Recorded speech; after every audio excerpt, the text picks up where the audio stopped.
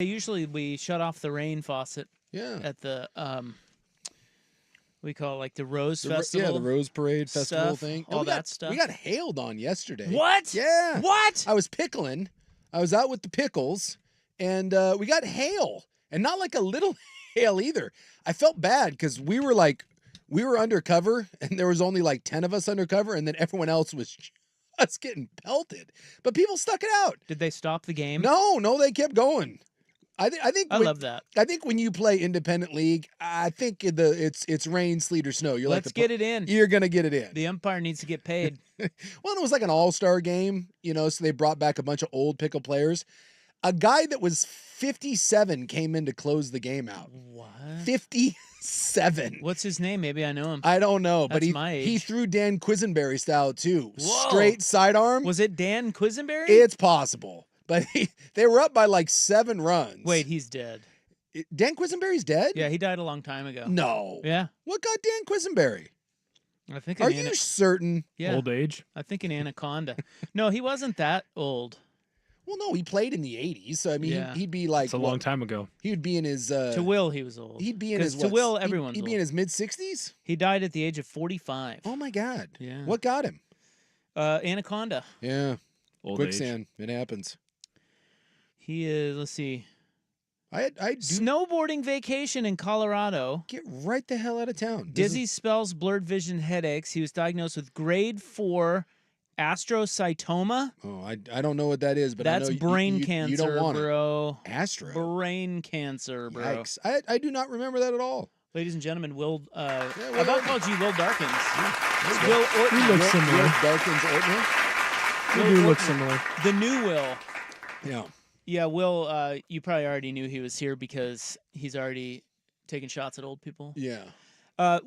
Ryan Buckley, you may be worried about his balls. Well, apparently his balls are fine. Yeah, don't be worried about his balls. Be worried about his kid. Yeah. Who may have hand, mouth, eye, face disease. He's got the Andromeda strain. We're praying for him. Weird. My eyes are very important to me. No, it's like hand, foot, mouth disease. What's that? It's a big thing with the youngins. I don't know exactly what it is, but when I'm teaching, I feel like every 3 to 4 weeks you hear about it going around a classroom. Yeah. It's well, not those like kids spread everything. Yes, they're disgusting. It sounds terrible, but it's maybe not. No, it's just another stupid kid illness. Yeah, common disease usually causes fever, and you get the sores, and you get a rash. Cool. Spreads quickly, but it's not like. Well, maybe he needs to stay away then. Well, that's kind of the thing. No offense, but if Buck's kid has it, chances are Buck has it, and I don't want it. So I had a gal in college that I was kind of dating, and she got it. And I didn't really know what it was, but she kind of broke up with me because I was an ass about it. I didn't know what it was. Yeah. She developed a bunch of rashes, and it was weird. And I was like, "Yeah, please." I can't deal with this. No, and I'm I was too like, young. "Yeah," I was like, "Can you not come near me?" And she did not take it. She did not take it well. So that's my only experience with when you see the rash. There's a lot of like, no, and I don't know what that is because my gal, the BTJ, still has this.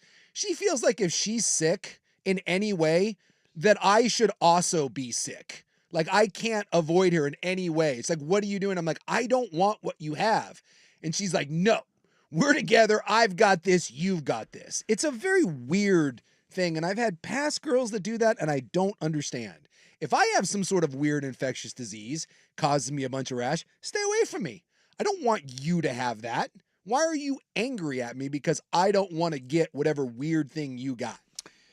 I'm with you on that. Yeah. I mean, I stand with you in solidarity on that. Yeah, it's a whole thing. So why do they call it hand, foot, eye disease or whatever? Hand, foot, mouth. Why? Because stupid kids put their hands and feet in their mouths.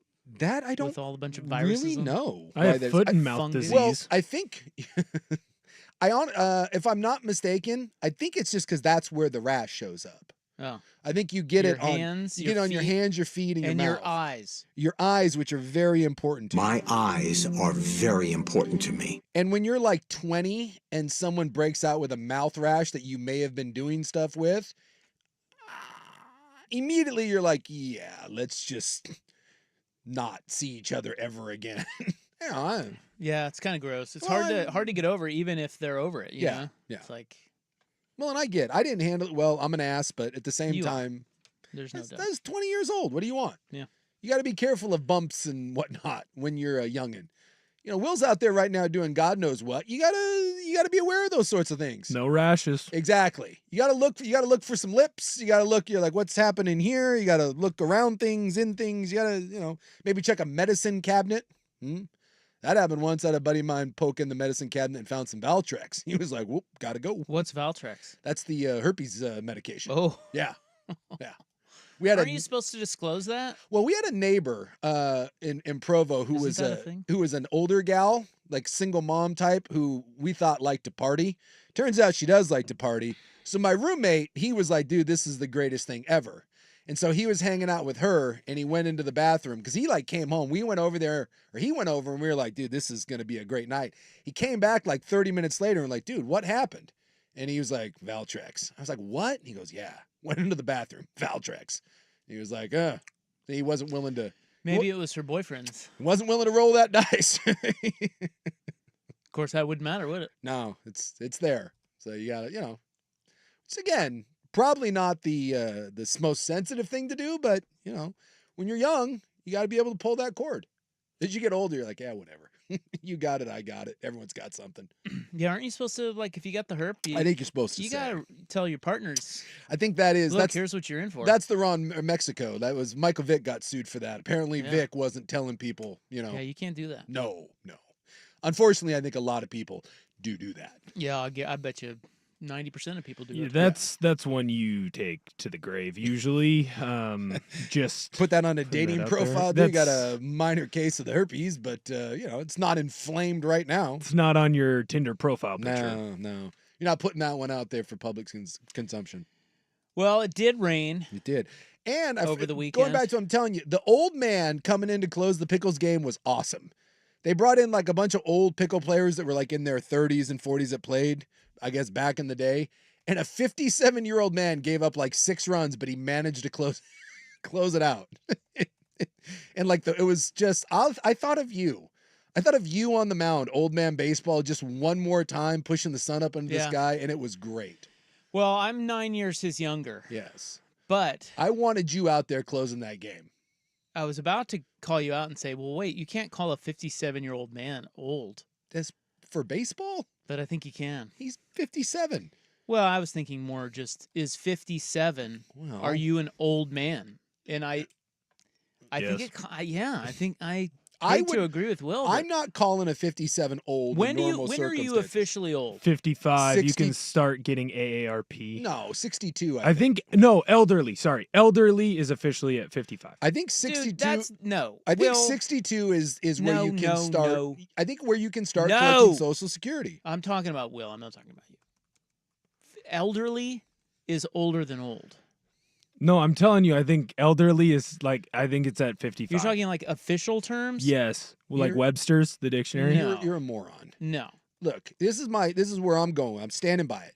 At the age of 62, you can receive Social Security retirement benefits. That is when you're old. The moment you can tell the government, 62. I'm old, give me, Okay. that means you're old. Well, elderly means 65 or older, Oh, so- according to the Social Security Administration. All right. You are elderly at 65. Well- Which that seems Well, here's the thing, because at 62, you get less benefits if you Yeah. take it at 62. So, yeah. So you're old at 62 and elderly Elderly. at 65. bingo. There you go. That's how we do it. Either way, a older-ish man at 57 throwing sidearm came in to close a 7-run game, and it was fascinating. I couldn't take my eyes off him. He hit like 3 batters, threw behind a couple guys, just out there throwing salad, and he managed to get the win, and it was great. Well, good for him. Yes. When I think of elderly, I think of 80 or and north. Like I see it. Like the You can see elderly. Like presidential age. Yeah. Yeah, God, they're both elderly. I know. Like it's, But nowadays, there's a lot of dudes that like you see that are in their 60s and are like freaking insane. Like and that's why I wouldn't call them they're like elderly. in great shape. They're out there just getting stuff done. So it's, They should put me in charge. well, like you think about like, the Golden Girls, like that old show, like they were all like in their late 50s, early 60s. And then you see like Selma Hayek and gals like this that are like 57, Jennifer Lopez, they're just getting hotter. They're doing like a Benjamin Button, like a bunch of like hot vampires. It's different, man. The aging thing, we've come a long way in the anti-aging game.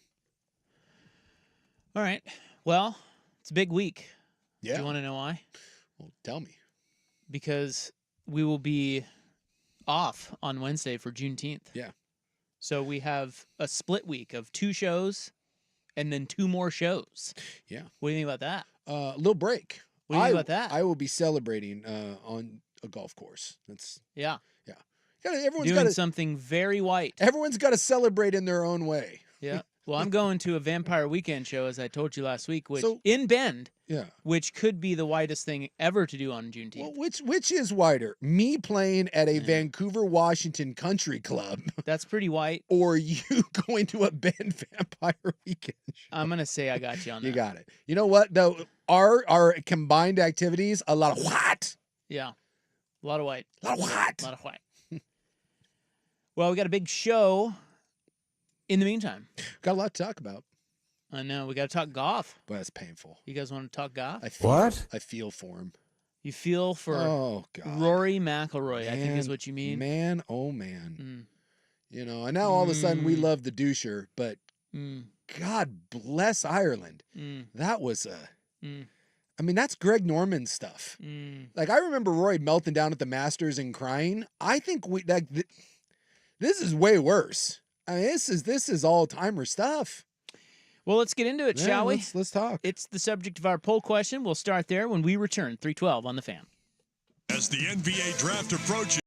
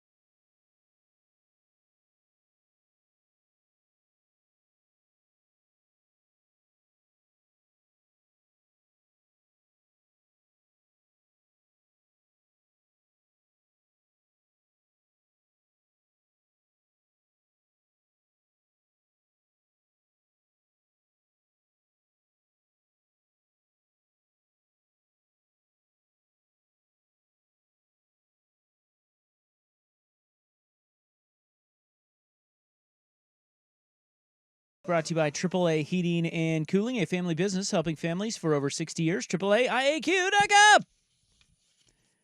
Friday, we asked you, who is the GOAT of all goats?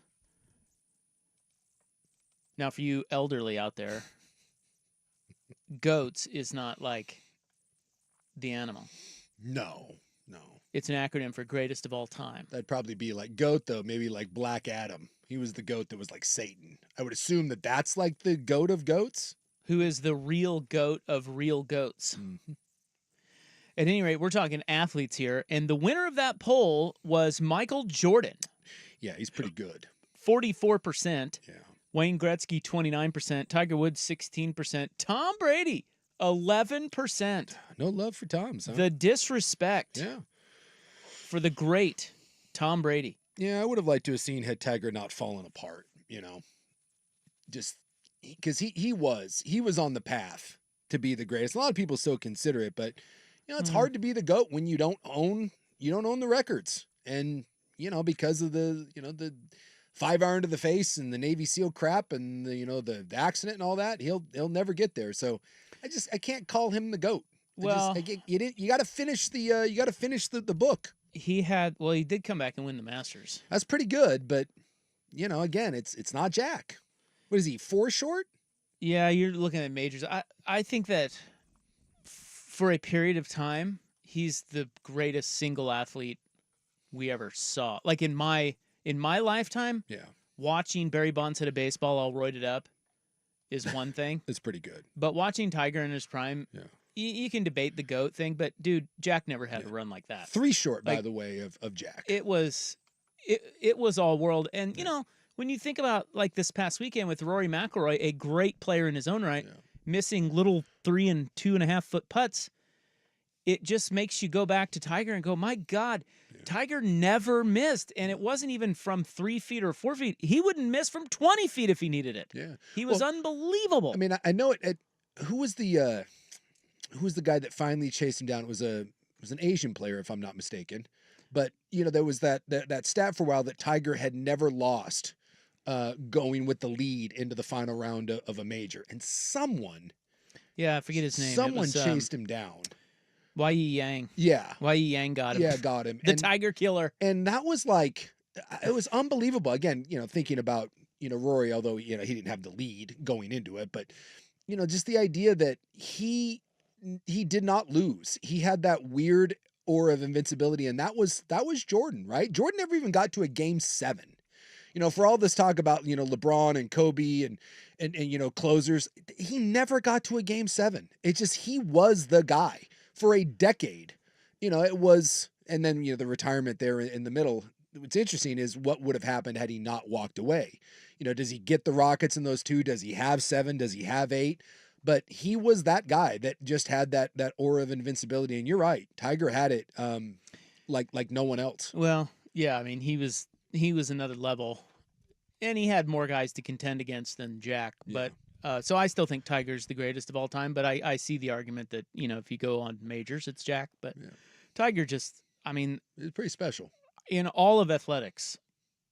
Mind-boggling what he did for a period of time, and it was a long period of time. Mine is the one you said, because I don't care, the drugs thing. Throw it out. The best single thing, because I was so young when Wayne Gretzky was really in his prime, and I didn't get into hockey until I was maybe in the 7th, 8th grade, and by then Wayne was winding down, and and others had picked up the mantle.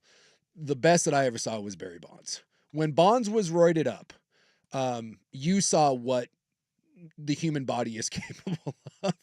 When you take an all-time Hall of Famer and then you just sauce him to the gills, that was something different. And I honestly don't know if I'll ever see something like that again, because we have protocols now to try to keep that from happening. Boo. But God, you imagine an entire league, like we took all of today's best players. Let's take Shohei Ohtani and have him gain 20 pounds. Ooh, I love that. And see what happens. You kidding me? Yeah, dude, 2004. Okay, Bonds is 39 years old. Yeah. He hit 362 with 232 walks, 41 strikeouts and 45 home runs. He hit more 39. home runs than strikeouts. At 39. And he walked 230 times. Yeah. At the age of 39. The only man I've ever seen, and I'm sure there's another one, but on, man. it happened, and it happened on a somewhat regular basis.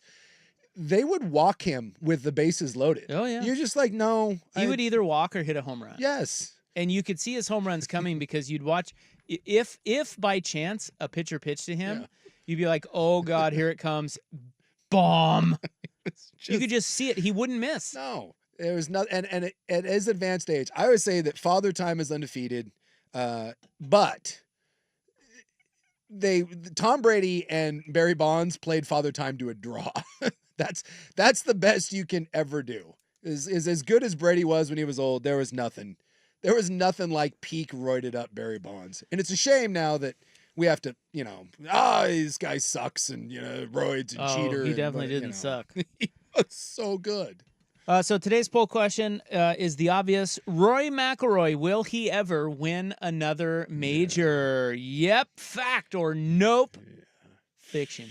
Vote hard. On X. As happy as it was kind of a cool thing because redemption stories are fun, and people grow, people evolve. I said that right now, outside of my beloved New York Mets, who by the way, I don't know if you've noticed, they no longer suck. Yeah, 11 of 15. Yeah, keep an eye on this. Outside of my beloved Mets, my favorite baseball player is probably Bryce Harper, and I hated Bryce Harper.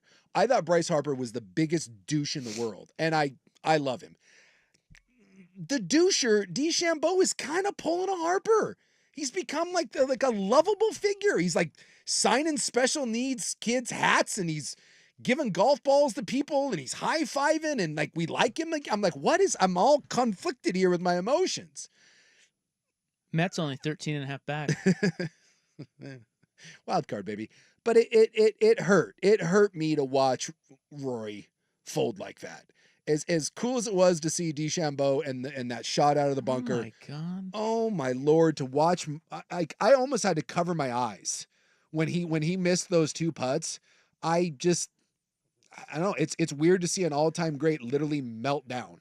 Believe it or not, Mets only a game and a half back in the wild card, but they have 9, 10, 11 teams to climb. Look, that's wild. I'm not saying that they're good. I'm not saying they're doing anything. What did I say? Just keep an eye on it. Just keep an eye. Look, they're 4 games below 500. Let's not, but they're winning. Right. Well, I don't know. Diaz closed a game out and didn't give up a home run. Yeah. He lives. Yeah. I don't know if McIlroy will win another major. I would imagine that he will, but he is 35 years old. Yeah. And he's getting up there, and he's getting really frustrated, and the scar tissue is really building. Yeah. Boy, is it really building. Like I said, you find really building outside of Greg Norman. Oh. And who is the French doucher? Jean Van de Velde. Van de Velde. Is that top 3? What do you mean? Meltdowns. What do we? Oh, major championship it meltdowns. was a choke. It was more than a choke. Well, I mean, it was a choke. A choke's a choke. It was a choke. Well, there's a choke. He choked. There's a choke. A choke is to me, if you miss one thing. Dude, DeChambeau gave him that title multiple times where he's like, nah, I don't want it. I mean, that is... Well, he missed it. He missed 2 short putts. Yes. And DeChambeau also missed a short putt. Yep. Also got to give, if we're looking at the totality of this, he also made a short putt on 16 to, I think it was 16, it was 17, to make par. His only par of the final 4 holes. But yeah, I mean, there's no other way to say. 2 shots up with what, 5 to play? He was 2 shots up, I think, with 4 to play. I mean, that's... Oh, no, you're right, 5. Because DeChambeau, I saw the stat that DeChambeau was 2 back with 5 left, and he went 1 over. And won. And that is just not... No. That is just not going to happen. Doesn't happen. Often. No. So Rory handed it to him. There's no doubt about it. He choked. The stat was 496 out of 496 from inside 4 feet. Yeah. Rory. All year. And he missed 2. Yeah. Badly. In the last 4 holes. Badly. Now the 18th hole, so he missed one on 15, he missed one on 18. Mm-hmm. I thought the one on 15 was worse. Because the one on 18, That putt, even the guys on the broadcast misread that. Yeah. That thing broke hard. It had a nasty little. And he was aiming that almost outside of the hole. Yeah. Almost looked like that's right where he wanted to hit it. And I think even he was flummoxed, like, whoa, that broke way more than I thought. And The other- one on the 15, little loop-de-loop. that one was speed. That one was worse. But you got to say that, as good as McIlroy is, and as many great shots as he hit on Sunday. And by the way, did you see the stat early in the round they showed the under par on Sunday at majors? Mm-mm. Oh my God, they showed it early in the round. Rory McIlroy is like 47 under. Next best is like Scheffler at 24 under. Huh. Like Sundays at majors, It's and his. typically he shoots himself out of it, particularly at the Masters early, Yeah. and then he bounces back. But he's always played well generally on Sunday at the majors, and this one he was no different. He was really, really good. But I don't know how you can say that when you get a 2-shot lead with 4 to play on a golf course like that, and you blow it, and the guy who comes from behind to beat you didn't make a birdie. As a matter of fact, he made a bogey. Yeah. I don't know how you could say that was anything other than a choke, particularly when, and his putter's not, it's not the greatest part of his game, Rory, but he was putting lights out all day Sunday. Yeah. And then misses 2 inside 4 feet. Well, There's something, we all have stood over that putt. Yeah. You know how it feels when you've got pressure, and it's just, it happens to the best of them, Well, except for Tiger, of course. And even on 18, right? You've hit 3-wood all week, and you've been fine. And so on 18, when things are a little rattly, you break out driver, and you shank it back in the stupid wiregrass. Even that, I guess supposedly, again, take it for what it's worth. People were saying that his caddy's like, what, no, like 3-wood, plan all along. We're not doing anything. And he lets the emotions get the best of him. He's like, no, I'm going for it. I'm going to make up for my past errors, which, that always works so well when you're all emotionally charged up and you're like, give me the big dog, and you slice it into the crap again. And now you're scrambling, and, it's just. Well, he hooked it. Yeah. To be fair, he hooked it into the crap. Yeah. And the thing about that is, and this is just wild. It's just the way the cookie crumbles, I guess, is he got a horrible lie in there. Yeah. And Bryson hit multiple times. Bryson missed the fairway 10 times. Yep. Hit out of 15 fairways, he missed it 10 times, which means he was in that stuff 10 times. Yep. And he never had a bad lie, except for that last one there by the root. And he had to punch out, and I guess he wanted to go into the sand. I guess this thing was. Some of those guys do. Yeah. Because the ball ends up being fine and they can control that shot. Yep. But if it gets hung up like in the wiregrass, like Rory's, yep. you're just chipping it out. That said, he still should have made par on the hole. He chipped up and he had 3.5 feet, and you got to make the par. He missed. He gacked. And 2 short putts to win. He gacked. You are so right, though. I want to go back to the doucher there. When you hit it behind, what is it? They called it the wiregrass, right? Those like tufts. They don't have rough there. If you didn't see it, they don't have rough. It just goes into this sandy wiregrass stuff. And if you get behind one of those mounds, you cannot hit it. Like you have to punch it out. I felt like he never, all of those that he flew, like he never ended up. I said that like the 6th time. I was like, you want to talk about living dangerously? He just never ended up, and that's dumb luck. Good breaks. And Rory, the one time his was in a tuft of wiregrass. And you're hooped. It's just crazy stuff. We're going to continue to talk about this because it's awesome. It was a showdown for the ages. That was good stuff. Yeah. Come on. Yeah. I was rooting for Rory. It was big time. But yeah, when you got two big boys like that going at it, almost match play down the stretch, that you can't ask for anything better in a major. No, that was good theater. U.S. Open with that. Even you know what I like too is they didn't do a lot of the stupid Rory versus Liv stuff. I appreciated that some of that was just like, just let it go. It's 2 great golfers. I don't need to freaking hear about Liv versus the PGA every 7 seconds. They did lay off of that, but they did not lay off of the fact that Bryson is now somehow the darling. Yes. They just continued to pound that drum. Yeah. Like someone, and I'd like to talk about that. Someone in his PR team said, hey, there's a special needs person. Just sign his ad and be great. I don't really know how that has happened, but boy, has it happened with Bryson. Yep. So we will get to that coming up here. A little hot golf talk. It is 3:31. Here's Ortner with SportsCenter.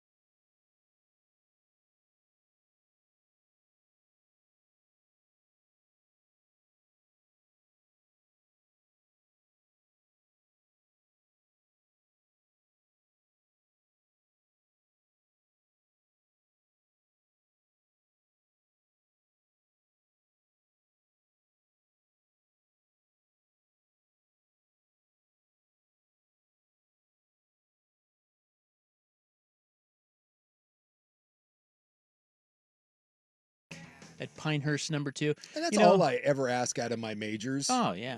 I mean, it's cool when you get Rory and Bryson, but it could have been anyone. Like, because it's kind of fun when you get someone you don't really know about because they give you the backstory and all that. See, Just give me some drama down the end like that, and I'm on board. Well, I think most people are, right? It doesn't matter who's in it. If it's close and it's on a course like that can create some drama, Yeah. it's good TV. But of all of the golfers that could have been going toe-to-toe in today's game, Mm-hmm. I mean, they can only shove so many Patrick Cantlays down our throat that don't move us one way or the other. That being Rory versus Bryson was as good as it could get in today's game. Sure. I mean, there really is no... I was thinking of other people that move the needle like those two. I don't know that there are guys. Not certain that there is. And so that was... You're right. It would still be good if it were Cantlay against Brian Harmon, but... Yeah. not as good. I guess it's like when you get some of the young guys that are coming up, like if you get my feisty Swede out there, or like when Matsuyama, who's not the most fascinating guy in the world, when he won the Masters, right? And yeah, I think it's kind of fun to see, I don't know, to get a glimpse into other people that you don't really know a lot about. But I'm with you, because sometimes they are absolutely a bore and you don't care. But other times you get Cabrera out there smoking heaters and you're like, who the hell is this guy? Yeah. But you're right in that there probably aren't two bigger needle movers that are actually in contention. I mean, Phil, Tiger, some of the old hats. No, it's these two. It's these two. And I don't know where Bryson... I mean, this is probably a whole nother segment, or we could do it now, but I don't know where Bryson's popularity came from, because It's like out of nowhere. that guy, and I'm not even sure he's even that popular. I wonder if it's just, he seems to do everything for social media, and he's got this big social media team, as you saw everywhere he went. He's got 10 people following him. Yeah. And I just wonder if he hasn't captured a lot of the youngs with that, with his content. Yeah. He is interesting. I mean, in terms of how he thinks about the game and all of his controversial equipment choices. And he was talking about dipping his balls in salt water, not his balls, but his golf balls in salt water. Although he may dip his balls in salt water. Sucks him up and it gives him super testicle power. And I thought that was interesting. Did you hear him talking about that? Yeah. He's a fascinating guy. So when you have mud on your ball, whichever side the mud is on, when you hit it, the ball will go towards that side because it just has more weight on it. 100%. So what he does, and I've never heard of anybody doing this, is he goes, I take every little chance factor out of play that I can. And he said every golf ball that he gets, they float it in salt water, and the part that is up at the top in the center, they mark that spot to make sure that it's equally weighted on all sides of the ball, because sometimes a ball could come off the factory line and be misweighted on one side or the other. And he said that would really affect the ball flight if I hit it. He boots the ones that are... Yeah, and he said it doesn't matter on most of the balls, but every once in a while he does find one that is misweighted and he doesn't want to use that and he throws it out. I mean, that's why he's interesting. He 3D prints the clubs, but I saw that thing with the salt water, and it's a online site. They have a really good Twitter follow. It's called My Golf Spy. And they do an analytical approach to golf balls, clubs, whatever. And it's crazy. I mean, they do everything from a wet ball versus a dry ball. And everything's robotic, right? And so there's no risk to it. It's the same thing. And they hit thousands of shots. And their biggest thing, I've been following them for like 2 years, is they talk about golf balls. And they rank every single golf ball.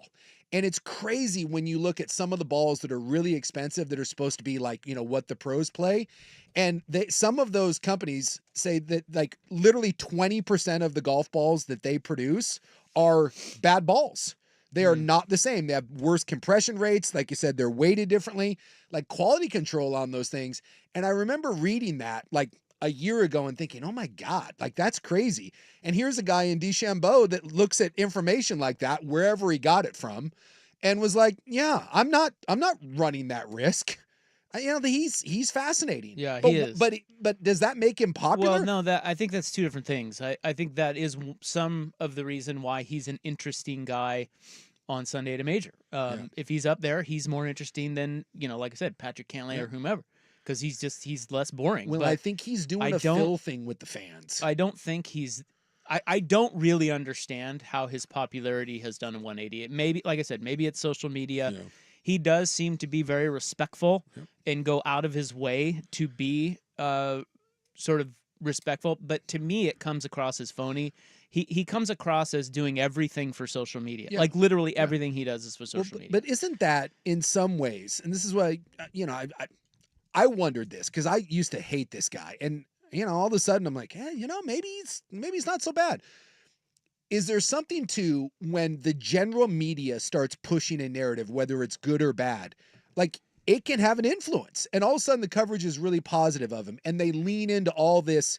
We all saw the viral clip of him throwing the golf ball to the kid and then having a grown man take it and him stopping and go back and they're like, give it back. How many times did we see them talk and zoom in on him signing I don't know what the kid had, the hat, whether it was cerebral palsy or whatever, there was a special needs boy. Boy, that became the story of that round, was in the middle of this, he takes time. And you push those things and it sinks into the back of your head. And you mentioned kind of the phony thing. I always thought Phil, the stupid thumbs up, I always thought that seemed really, really corny, especially when everyone knew that behind the scenes, Phil was kind of an ass. But when he was on there, he was the people's guy. And, Phil, I'm one of you. He's a country club kid, but he always came across like he was like this blue collar guy. And I feel like DeChambeau is taking a page out of that. He's not some everyday sort of, he's like as far from the everyman as possible, but I think he's taking a page out of Phil's book. And someone told him, hey man, 3 times around, just take 10 seconds to high five some people, give them a thumbs up, sign a ball or two, and they will love the coverage of that. And the narrative changes. I don't know that that's any different than he's always been though. I know a lot of people my age really like his YouTube videos. Yeah. And that's been a huge thing of getting people my age. Like, it's funny to watch him, like, I'm going to go against Bob Does Sports and I'm going to beat them left-handed. It's funny when he gets the old golf clubs out.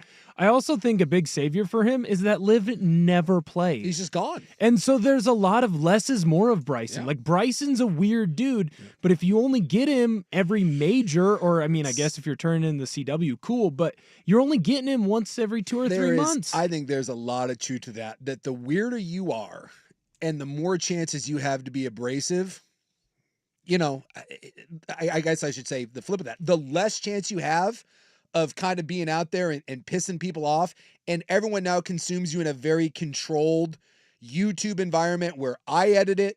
I get to decide what I'm doing. A lot of this stuff is scripted. It is very controlled, and we don't have to see some of the generic interaction that's actually real and live. This is a master PR stroke. Well, I think it is a master PR stroke. There's no doubt about it. Somebody got through to him and said, hey, listen, man, you come across as a little out of touch. Yeah. The Liv thing certainly did not help. No. And now he's got this social media presence, and Will's exactly right. That's what I was alluding to with the social media thing. I just think the youngs, my kid talks about this all the time. He said most of the people his age, and he's 24 or whatever, most of those people watch golf the way Will watches golf. Yeah. And they don't sit down and watch full golf tournaments. That's boring. They watch these little bits and pieces of videos and TikToks, and Bryson has done he's done better than anyone by a million in that. And that's probably helped him turn around his reputation. But I'm a little perplexed in the sense that he's always been a pretty nice guy. Like he's not Ben Bristly Brooks, like Koepka. He's not like that. He's just come across as sort of out of touch, a douche, snobby golf douche. Yeah, douche. And somebody told him, hey, tone that down a little bit. Let's do some cool videos. All the stuff that he tinkers with in terms of his equipment and stuff is very interesting. And, when he hits the ball, when he's out there playing, he's just got, he gets eyeballs. And he's got juice. He does have juice, and so does Rory, and that's why that was so amazing.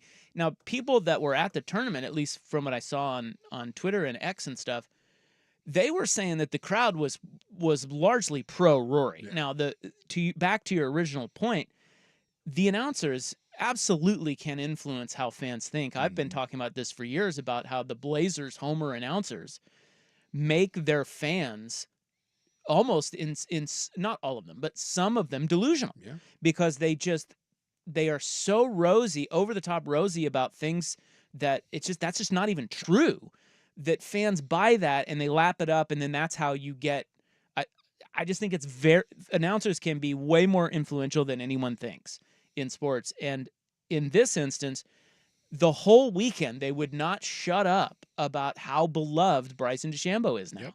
And what's interesting about that is that wasn't necessarily the truth, in a sense that, yes, he's got his USA, the youngs cheering for him, but Rory McIlroy was largely the crowd favorite out there. You would have That's never the known guy. it. No, you would have never known that. They watching never that. said that one time. No. They just said Bryce. They were just bloviating about Bryson DeChambeau. So I tell you what, man, that his flip and 180 is one of the stranger. It should be studied by colleges and PR classes for eons. But he's done it, and it just goes to show you how quickly you can do it. Yep.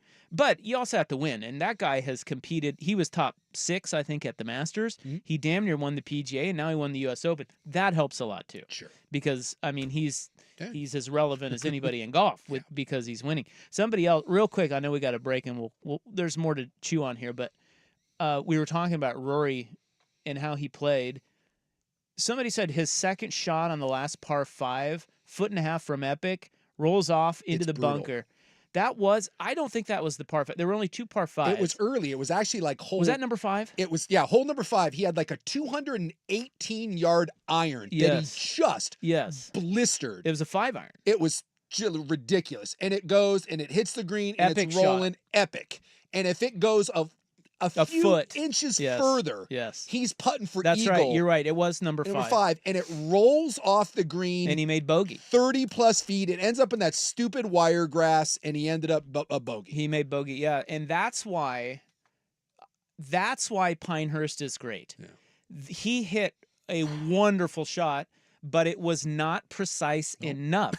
And it was the difference between possibly an eagle, certainly a birdie, certainly a tap-in birdie, possibly. It was a 2 to 3 shot swing, and that's where a golf course can create drama. This is why Augusta National is so amazing. Is that back nine? There's just trouble everywhere. There's pitfalls everywhere. You can dunk it in the water. You can double bogey out of nowhere, and that's why the Masters is such a beloved tournament that they go back to it every year. Some of these golf courses have that sort of they're just set up that way, and it really helps create drama, which is why Pinehurst was such a great golf course for the U.S. Open. A lot of what ended up happening in that tournament down the stretch, a lot of it was because of the course. Yeah. Because if you look at the PGA Championship, this is why I was bitching about Valhalla. That was a good tournament. Xander won it. Bunch of guys up there, 18 to 22 under. You hit a couple of shots that they did wayward at Pinehurst. It really cost them. You hit a couple of shots wayward at Valhalla. Maybe you have a putt that's 25 feet instead of 15 feet. Not like this. That course is crazy. And not only that let's get into the bunker shot that Bryson hit, because we're talking a lot about Rory choking. And look, inside 4 feet, 2 of them in the last 4 holes. That's just insane. And what is the definition of a choke? It's something that you do repeatedly, easily, but when the pressure is on, you don't do it. Yes. And that's why it's really hard to say that was anything other than a choke. Yeah. Rory doing it not once but twice, even though that putt on 18 looked really tough and snaky. Yeah. But he makes, 496 out of 496 this year inside 4 feet. So the flip side of that is the shot that Bryson hit out of the bunker on 18. Dude, called the shot of his life. That is as epic as it gets. Yep. And we'll get to that next. 351 on the Fan.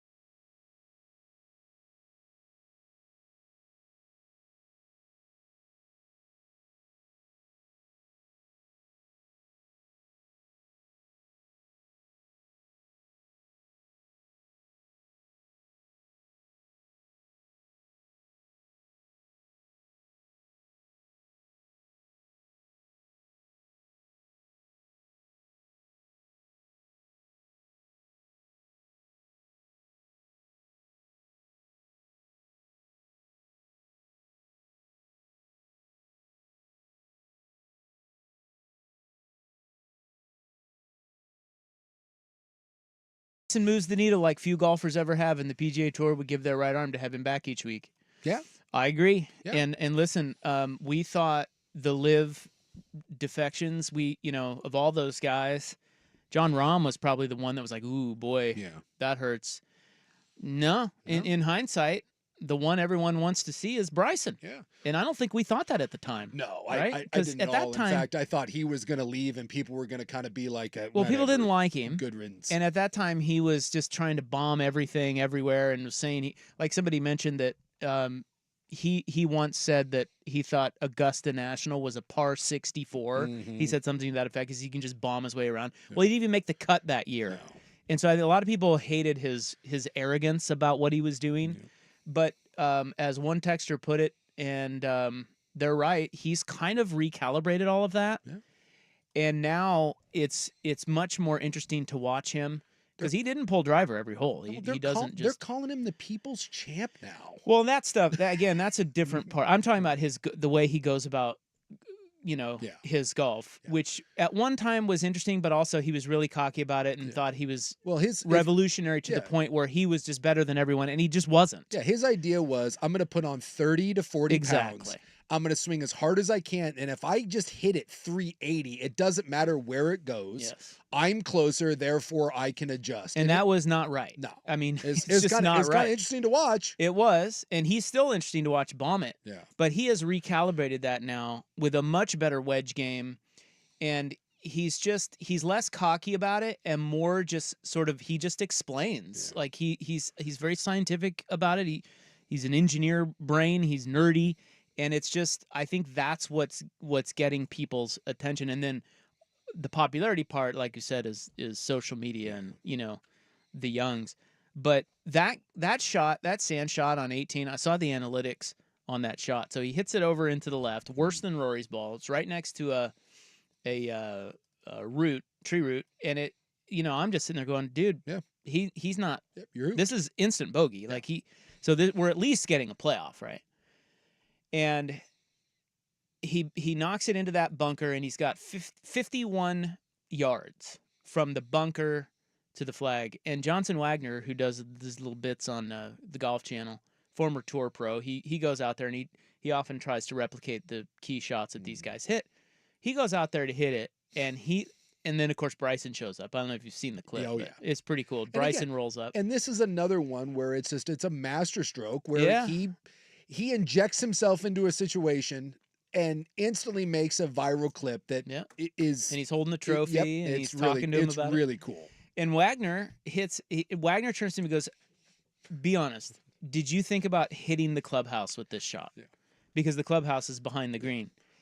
And he said no, but that shot that he hit from the bunker, to get that within 3 feet or 4 feet and then make that putt, that's as good a shot as you'll ever see under pressure. And he said he said after the tournament, that bunker shot was the shot of my life. There's a viral clip, and he has many viral clips, but there's a viral clip of him a long time ago on one of his social medias that was him saying the shot that he fears the most is a 65-yard bunker shot. He said, I don't care. It's not the shank. It's not it's the 65-yard bunker shot. Well, he kind of had that to win the U.S. Open. And you and I are standing over that ball going, don't break a window in the clubhouse. Don't skull it into the club. Because then what ends up happening is that thought rolls into your head. Yeah. Then you hit it short. You chunk it fat, right? Because you're like, I don't want to hit the clubhouse, so I'm going to leave it short. And we had all seen Finau back on, on 15, do a little crisscross applesauce for a... That was 13. Was that 13? And Oberg did the same thing. Took them both, those two guys, instantly out of the tournament. So that was on Saturday. I was sitting there thinking that I was like, oh boy, this could get ugly in a hurry. Yeah, but he needed to make a par to win. Just a bogey, and you get a playoff. But that shot, the analytics on that shot, the odds were up and down from that bunker, and they did say it on the broadcast that no player had gotten up and down from that bunker in the whole tournament. 1 in 100 tour pros get that ball up and down from that spot, and he had the most pressure on him of anyone, and he puts it 4 feet under the hole. Yep, so good, ridiculous. And by the way, they don't look 4-foot putts in the mouth. Go ask Rory if 4-foot putts are gimmies. Well, and again, he still hits the putt. He missed a 4-footer a couple of holes prior. Yeah. He lipped one out. Yep. His first 3 putt of the tournament. So it it happens. But his, remember, on the 18 though, the one Rory missed was above the hole. The one Bryson missed was below the hole. Yeah. Big difference in how you can hit that shot or hit that putt. But Bryson wins his second U.S. Open. Rory continues to search. Yep. And and I Sad don't Rory. blame him, but no media. And again, go back to optics, right? DeChambeau after the round, everyone's like, it's easier when you win, but he takes the moment, he makes the rounds, people are cheering his name, he shows up in the little YouTube clip recreating the shot with the trophy.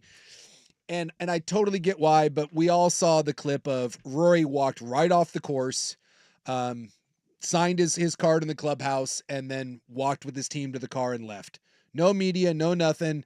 And I saw plenty of people doing the bitch, really, like you can't take 2 seconds. And, optics matter when you're talking about, your reputation, all that. And you saw the difference.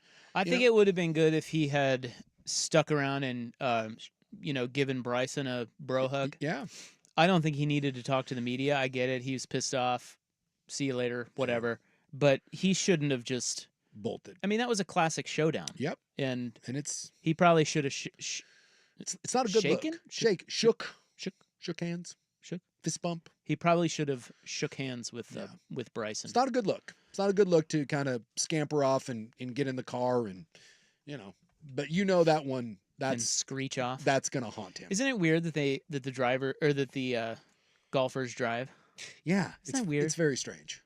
I always find that because Scheffler, oh yeah, got arrested. It's the only driving. sport. I mean, I guess guys do it at home, but it's the idea of just I don't know, it's just weird. And it's not. You're at least like in the NFL.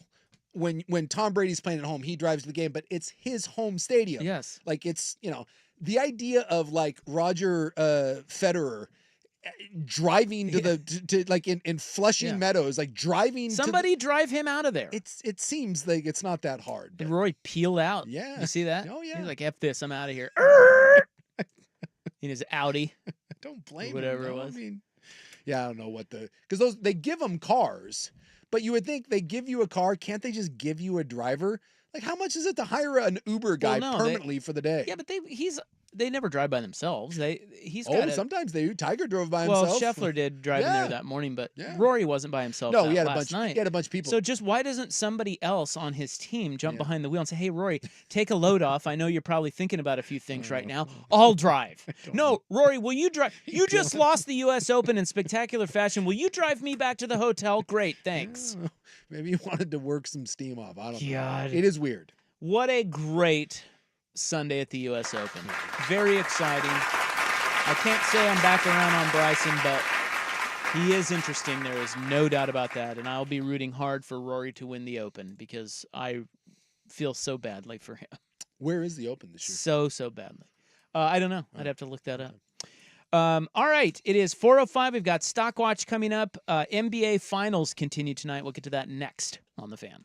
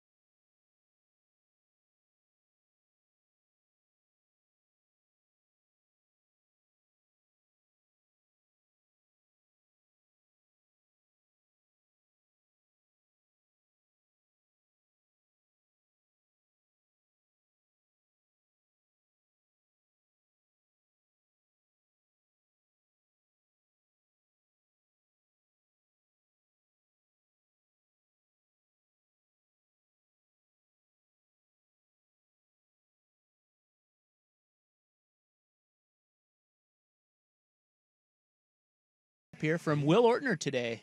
No Ryan Buckley. No, he's out with hand, foot, and ball disease. His balls are fine. Yeah. He got snipped over the weekend, but his kid's sick. Allegedly. That's what he's saying. Yeah.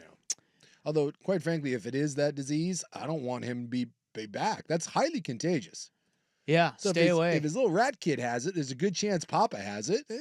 We're good here. Stay away, Buckley. Why don't you take some time? So we've got the finals tonight before we get to stock watch here. Yeah. Look, I'll say this. Do I need to watch? Not really. Do I need to watch the fourth? Look, if it's close, Oh, yeah. the fourth quarter, I'll flip it on. Well, here's the thing. If this ends up being close in the fourth quarter, it becomes very interesting. Like, no team's ever come back from a 3-0 deficit, right? 0 for 157. It certainly doesn't feel like Dallas is that team, but no Porzingis, maybe something there. Weird things can happen if Tatum or someone goes down. I'll just say this. If Dallas finds a way to do this tonight, and I think, game 4 was merely a product of, we see this all the time.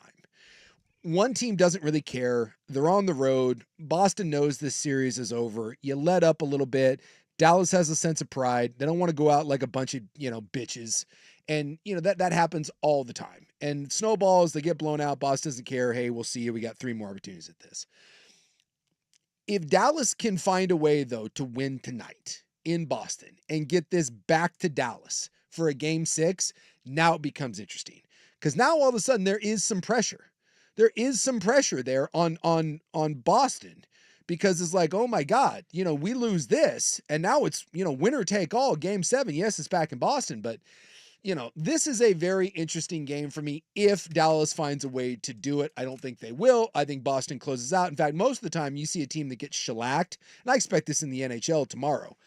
Edmonton won 8-1, by the way. Saw that. God, Oilers. They have 4 goals in 3 games, and then they get 8 in 1. Yeah, save a couple of those, huh? So I expect Boston to actually, I'll bet you Boston wins by double digits tonight. But if the fourth quarter is close, absolutely, I will tune into that. And if the Mavericks find a way tonight, now we've got a series. Now it gets really, really interesting, and game 6 becomes must watch. This, keep an eye on it. Keep an eye on it and see if it gets squirrely down the stretch. What were you saying about Kristaps in there, Will? Is he going to play or is he not? Well, he is available, Yeah. is the way that I'm going to phrase it. He's available, but you can't expect much of him. No. When you say you're available and probably he's expected to play, that doesn't give me a ton of confidence with him limping around out there on one That's leg. like 3 different things. You said he's available, but probably is expected to play. Yeah, they're saying, I was reading reports where people are saying he is available, and there was a direct quote from one of the NBA insiders that said, probably he plays. I expect him to play, but it was always with that. I would bet that he comes out in like the final minute when they're up big, and it's like, Kristaps got in, and he gets to party, and he's got the jersey on. Okay. Well, I fully expect the Celtics to kick the crap out of him. Yeah, me too. But if not, I will tune into the final quarter. If Dallas found a way to lead this comeback, and it was Boston that collapsed, it's just, I can't. Oh, I'd laugh my ass off. Yeah, so 157 teams have been down 0-3 in a best-of-7 playoff series. Yeah. And none of them have won. No. It would be cool to see it be the Celtics. Yes. Much like lose it Yeah. to be the first to blow it. Much like it was the Yankees the first to blow it in baseball. Yeah. To the Red Sox. Because it's one thing, like if we saw, I don't know, the Phoenix Suns. What? Who cares if Phoenix blows it? Or we're used to seeing the Clippers blow leads all the time, whatever. But when it's a team like Boston or the Lakers or the Yankees or the Sox, now it's juicy. It's juicy to see an organization like going for their record 18th championship, and the Dallas Mavericks of all teams. Can you imagine the ESPN, the talking head bullcrap that's already out there? Can you imagine the levels that will go to if Boston blows this? That'd be incredible. I mean, what? I might even have to tune in to Stephen A. Smith for the first time ever, just to see what he would say about Jason Tatum and Jaylen Brown. Tatum may never recover. Just bury him. just bury him 6 feet under. He's done. He's finished. Stephen A would just start screaming about him. Yeah. That'd be incredible. Well, it's not going to happen. No, we do this every time, right? Someone goes up 3-0, they lose a game, and we're like, well, what's it happening? does make you think. You're like, yeah. But again, well, it's maybe never they happened. found something. So Boston will be fine. Yeah. Well, Boston will be I'd like fine. to see a game 6, though. It'd be Yeah, fun, because that'd be hell, back man, in Dallas. I want to see game 7. Well, You know. yeah. Yeah. Yeah, let's get this to 7. Yeah. I think only 4 have even gotten it to 7 games, right? Of the 157. It's not many. All right, our stock watch, what we're buying and selling from the weekend in sports, is up next on The Fan. We're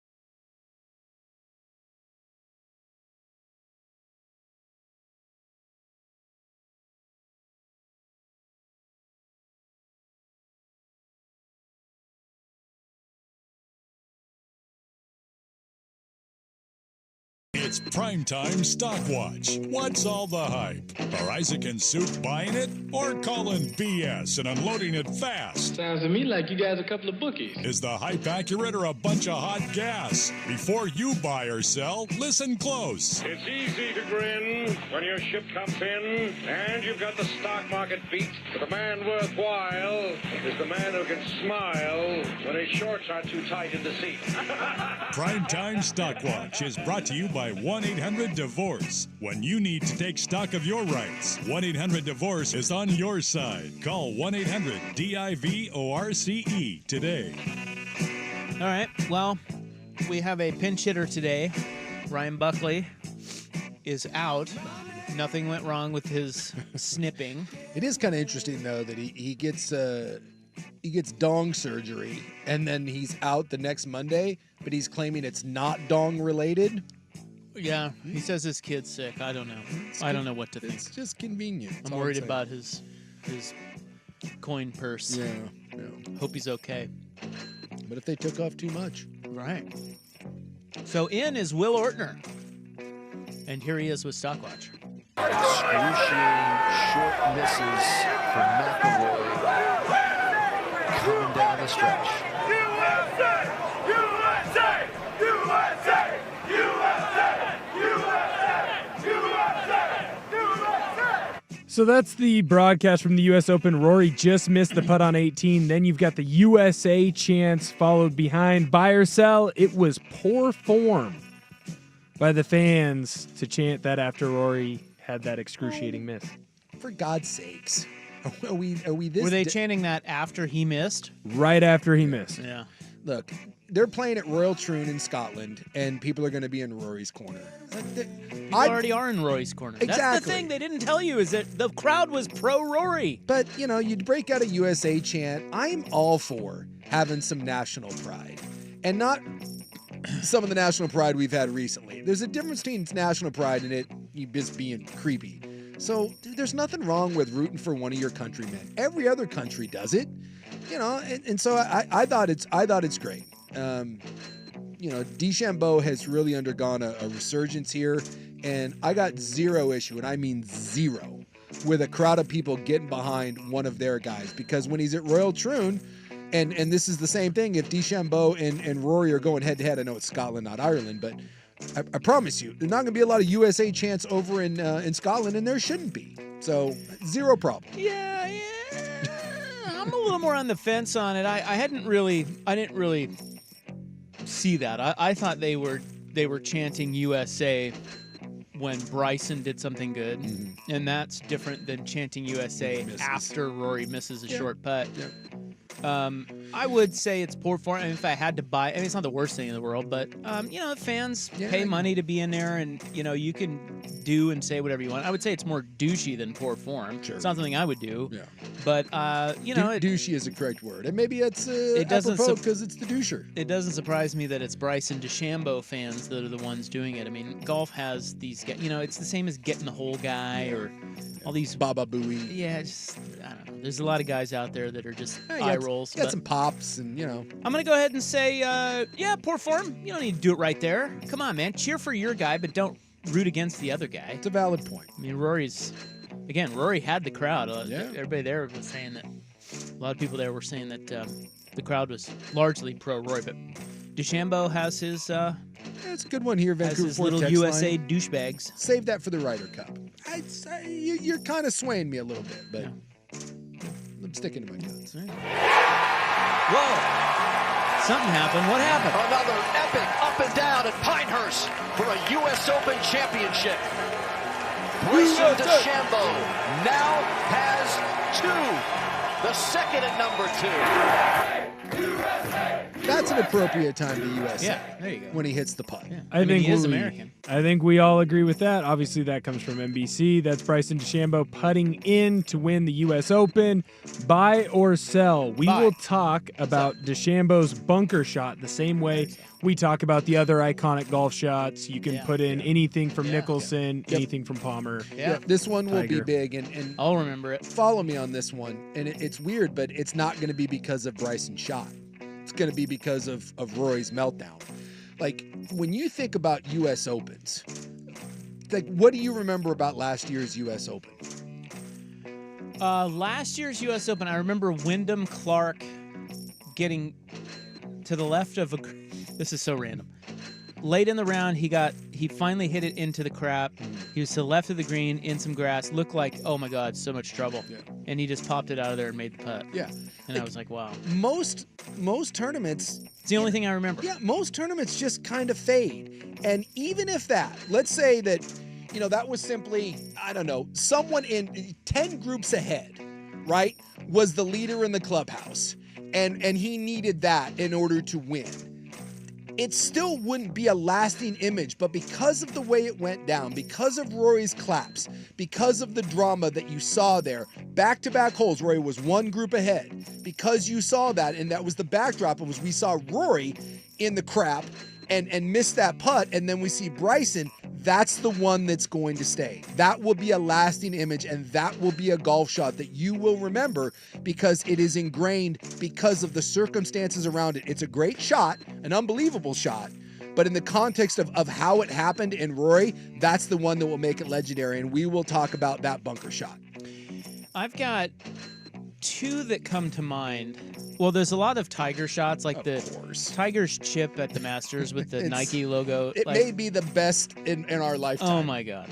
But Bubba Watson's shot that he hit out of the trees on 10 in the playoff at the Masters. Still talk about it. Unbelievable. And then Justin Leonard, the Ryder Cup, when Justin Leonard made like an 80-foot putt way back when in the Ryder Cup, I remember that. I remember jumping off my couch for that. So there are some shots that you will always remember, and I think this sand shot from Bryson will be one. I mean, that is an iconic shot. That is so tough, regardless of what Rory did. I mean, to win the tournament, because the thing about it is if he doesn't hit that shot and he hits it just okay and he two putts, they're still going to a playoff. Yeah. But that shot was to win the tournament. Yeah. He had to do that in order to win the golf tournament right there, and he did. And they said, as we talked about this in hour one, but just in case you missed it or you're just joining us, the analytics on that shot, they said, first of all, not one player had gotten up and down from that bunker of the whole tournament on 18. And the analytic was that 1 out of 100 PGA Tour level pros gets that up and down. 1 out of 100. Yep. And he hit it with the most pressure on him. I mean, it's just absolutely iconic shot. I'm not a huge Bryson DeChambeau fan, but you got to hand it to him. That was as clutch as it gets. Pressure. And Rory didn't handle it, and he did. And he hit the 4-foot putt, which Rory didn't. Twice. Aaron and I spoke before OTA started. He's been very good in communication. He's been here the entire time. It's inexcused, but he had an event that was very important to him. That comes from a Jets presser. That's Robert Saleh on Aaron Rodgers missing mandatory minicamp. Buy or sell? This story is a big nothing burger, and the Jets just handled the PR incorrectly. No, it's something. Is it the biggest thing in the world? No, but it's not a nothing burger. You look at everything that goes around this. You have a dysfunctional organization, a coach on the hot seat, a GM on the hot seat, a quarterback that came in with all the hype that played 4 snaps, blows out his Achilles, a quarterback that is known to be a distraction off the field, that says that the off-field stuff is all BS and it's gone, and misses mandatory camp. The coach is clearly pissed about it. It sets a precedent. Look, it's not the end of the world, but culture matters. Locker room stuff matters, especially when you're someone like Aaron Rodgers and setting precedent. And it's just one more thing that if you're the Jets, you're just rolling your eyes. And I'm telling you, this is one of the reasons, a big reason why Green Bay just said, I'm done. And that was when Aaron Rodgers was winning MVPs. And Green Bay looked at it and was like, I'm not doing this anymore. You want to go somewhere else, be my guest. And so isolated, is it the biggest deal? No. But when you look at everything that goes along with this in his history, I do think there is something there. And I think inside the Jets headquarters, and you heard it on Saleh's voice when he first talked about it, they're pissed. And by the way, we don't know what this is. The event was somewhere across the world, somewhere they say the other side of the world, and no one will talk about what it is, which it's something stupid. It's something stupid. It is. It's something that they all think is dumb that he leaves minicamp for. Yes. Not important. Like if it were a funeral, it's one thing, Yes. but this, it's you like, know, this is some sort of weird conference or, you know, it goes along with the new age kind of I'm smarter than you stuff, and you know it pisses the Jets off. But it doesn't do any good to get in a peeing contest with the guy that's your savior of your franchise, and you've got 1 or 2 years to do it. So, well, I'm gonna buy it because it's a nothing burger to me. How about that? I don't care where Aaron Rodgers is. Yeah. I'm with you. I think we were playing really hard. I think we went up really strong a lot of times, and we didn't get a lot of calls. And going back and looking at the film, I've seen a lot of calls that weren't made. I guess some people got a special whistle, but. That's Angel Reese from the Sky Presser after they played the Indiana Fever. Buy or sell. The Reese-Clark rivalry is going to be good and draw up more interest for the WNBA in the future. All I can speak on is myself. I have openly said multiple times, I don't know what sort of staying power this whole thing has. They are having a moment, but we've also seen when it doesn't involve Caitlin Clark, it's not. There's plenty of games that are selling 4,000 to 5,000 seats. Now, when she plays, 17,000 and it's packed. But I'll tell you what, Angel Reese and some of this crap, it makes me not want to watch. And I'm tired of it. I am absolutely tired of hearing from her. I'm tired of hearing from Caitlin Clark about this crap. I don't like it. I don't like when the NBA leans into this crap. And quite frankly, when I watch the WNBA, which isn't that often, it's not a great product. It just isn't. Can we all just be honest for a second? It's not the best basketball in the world. And when you give me this high school crap, this rivalry that they're cooking up, and Angel Reese playing the villain, and you know all this, and the jealousy that's involved in this, it's just a big fat eye roll. And for me, it has made me I want nothing to do with the NBA or the WNBA right now. I find it stupid and high school drama crap, and it's turned me off. So will it be big for the WNBA? Maybe, but I know for me personally, which had a moment there where women's college basketball had grabbed me the last couple of years, and I was open to maybe the WNBA grabbing me, they've lost me with this crap. I'm out. Well, I buy it because they're going to shove it down our throat. Yeah. I mean, that's why it's going to be a big deal, is because even if you don't care about it, you're going to see it everywhere. I do see it everywhere. And I mean, I saw it yesterday. Like, I watched Caitlin Clark at Iowa, and I have not watched her since. I honestly do not care about Caitlin Clark. I really don't. Yeah. And I'm sorry if that sounds awful, but I don't care. But I turned on ESPN yesterday. The first thing that I see, Angel Reese's foul on Caitlin Clark. Yeah. And then Angel Reese's little petty press conference. Like, it's just, they're going to continue to shove it down our throats. So of course it will be good for the WNBA. I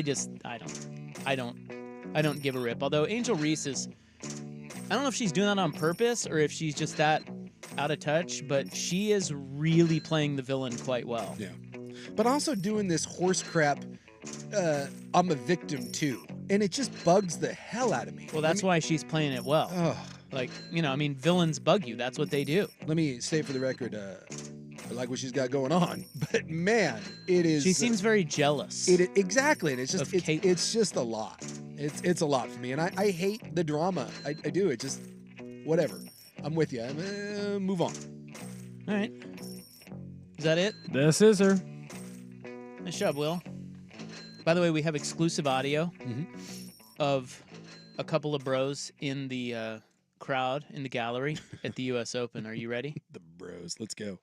America, yeah! Yeah, flag, fat, uneducated, beer, yeah, trucks, balls, yeah! Screw the learned people, no! How about that? Yeah. Did you guys hear that on the broadcast at all? Right from the U.S. Open.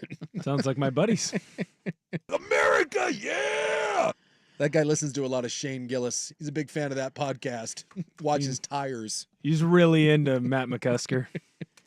Stock Watch each week brought to you by Goldberg Jones. When it comes to divorce, custody, or child support issues, trust Goldberg Jones to help. Call 1-800-DIVORCE. Phone questions answered at no charge.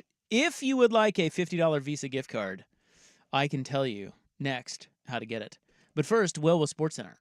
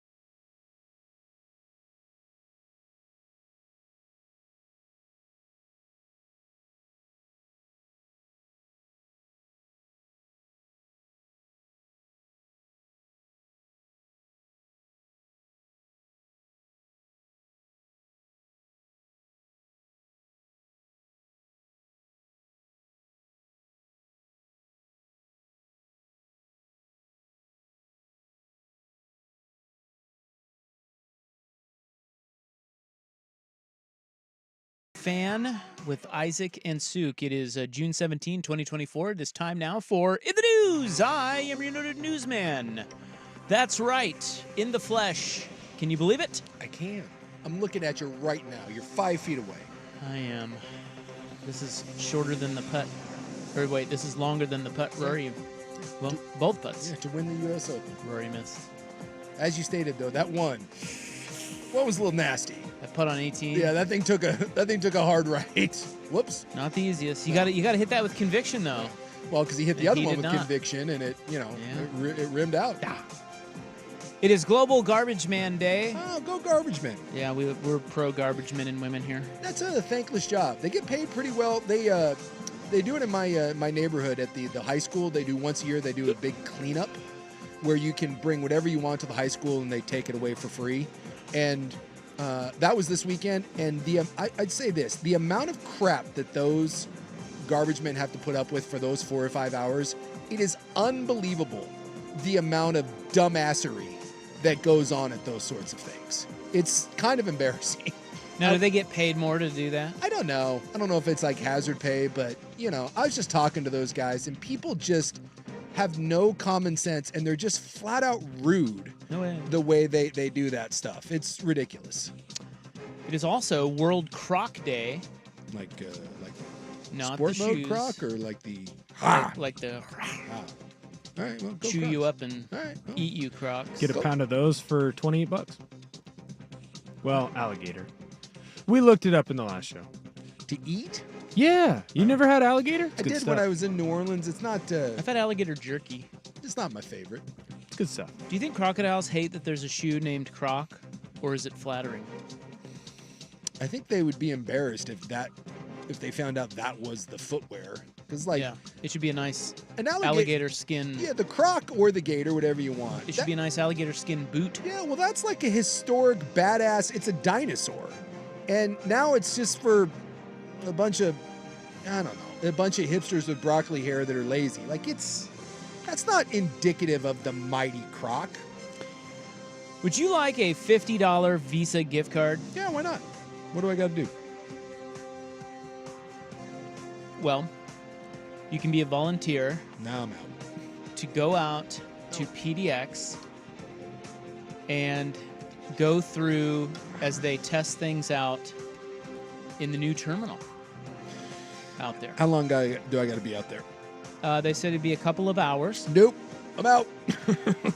You go behind the scenes. It says for about 2 hours to help test the whole flight process and explore the new space.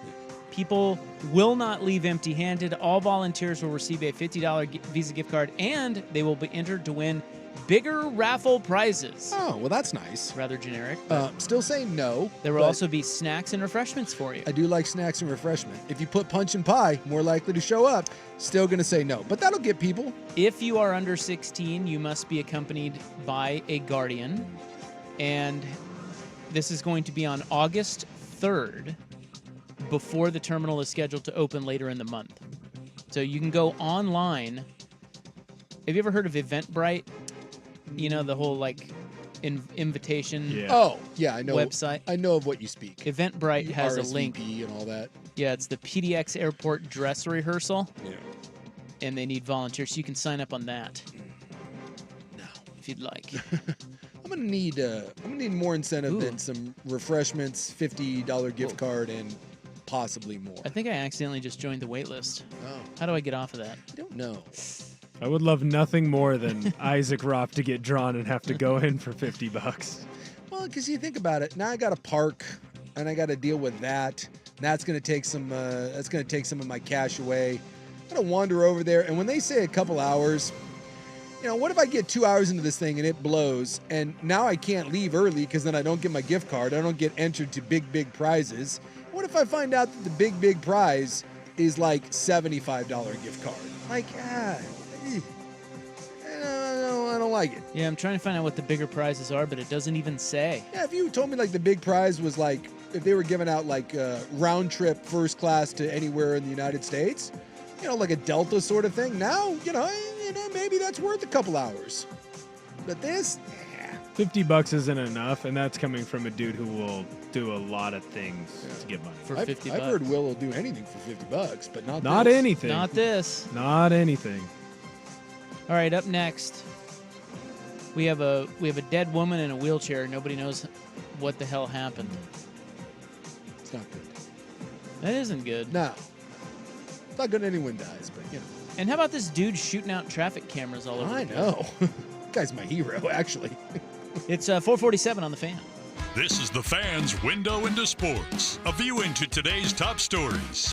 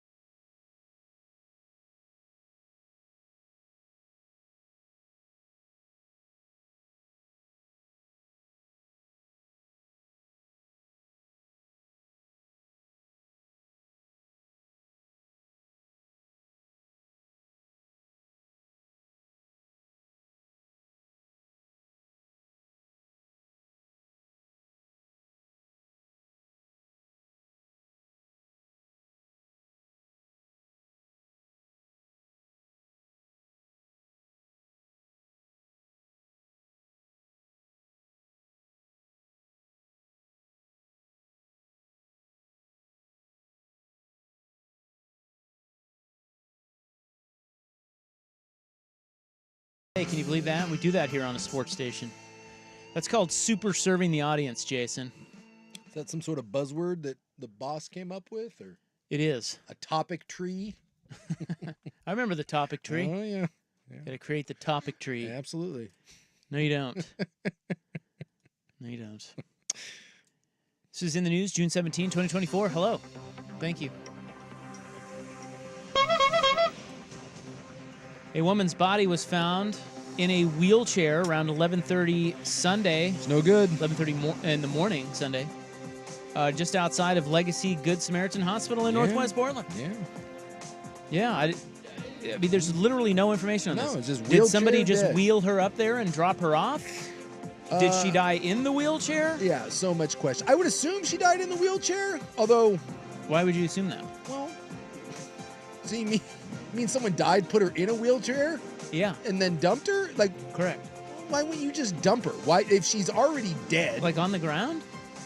Well, look, I may have been a part of dumping someone at an ER and we didn't use a wheelchair. They weren't dead, but, you don't wheel, you just kind of, just gently put them there and then you take off. I think if she's alive, you go, you go through the trouble of the wheelchair. If she's dead, you don't wheelchair, you put her on a bench or something. She died in the wheelchair. You put her on a bench. Well, look, I'm just saying.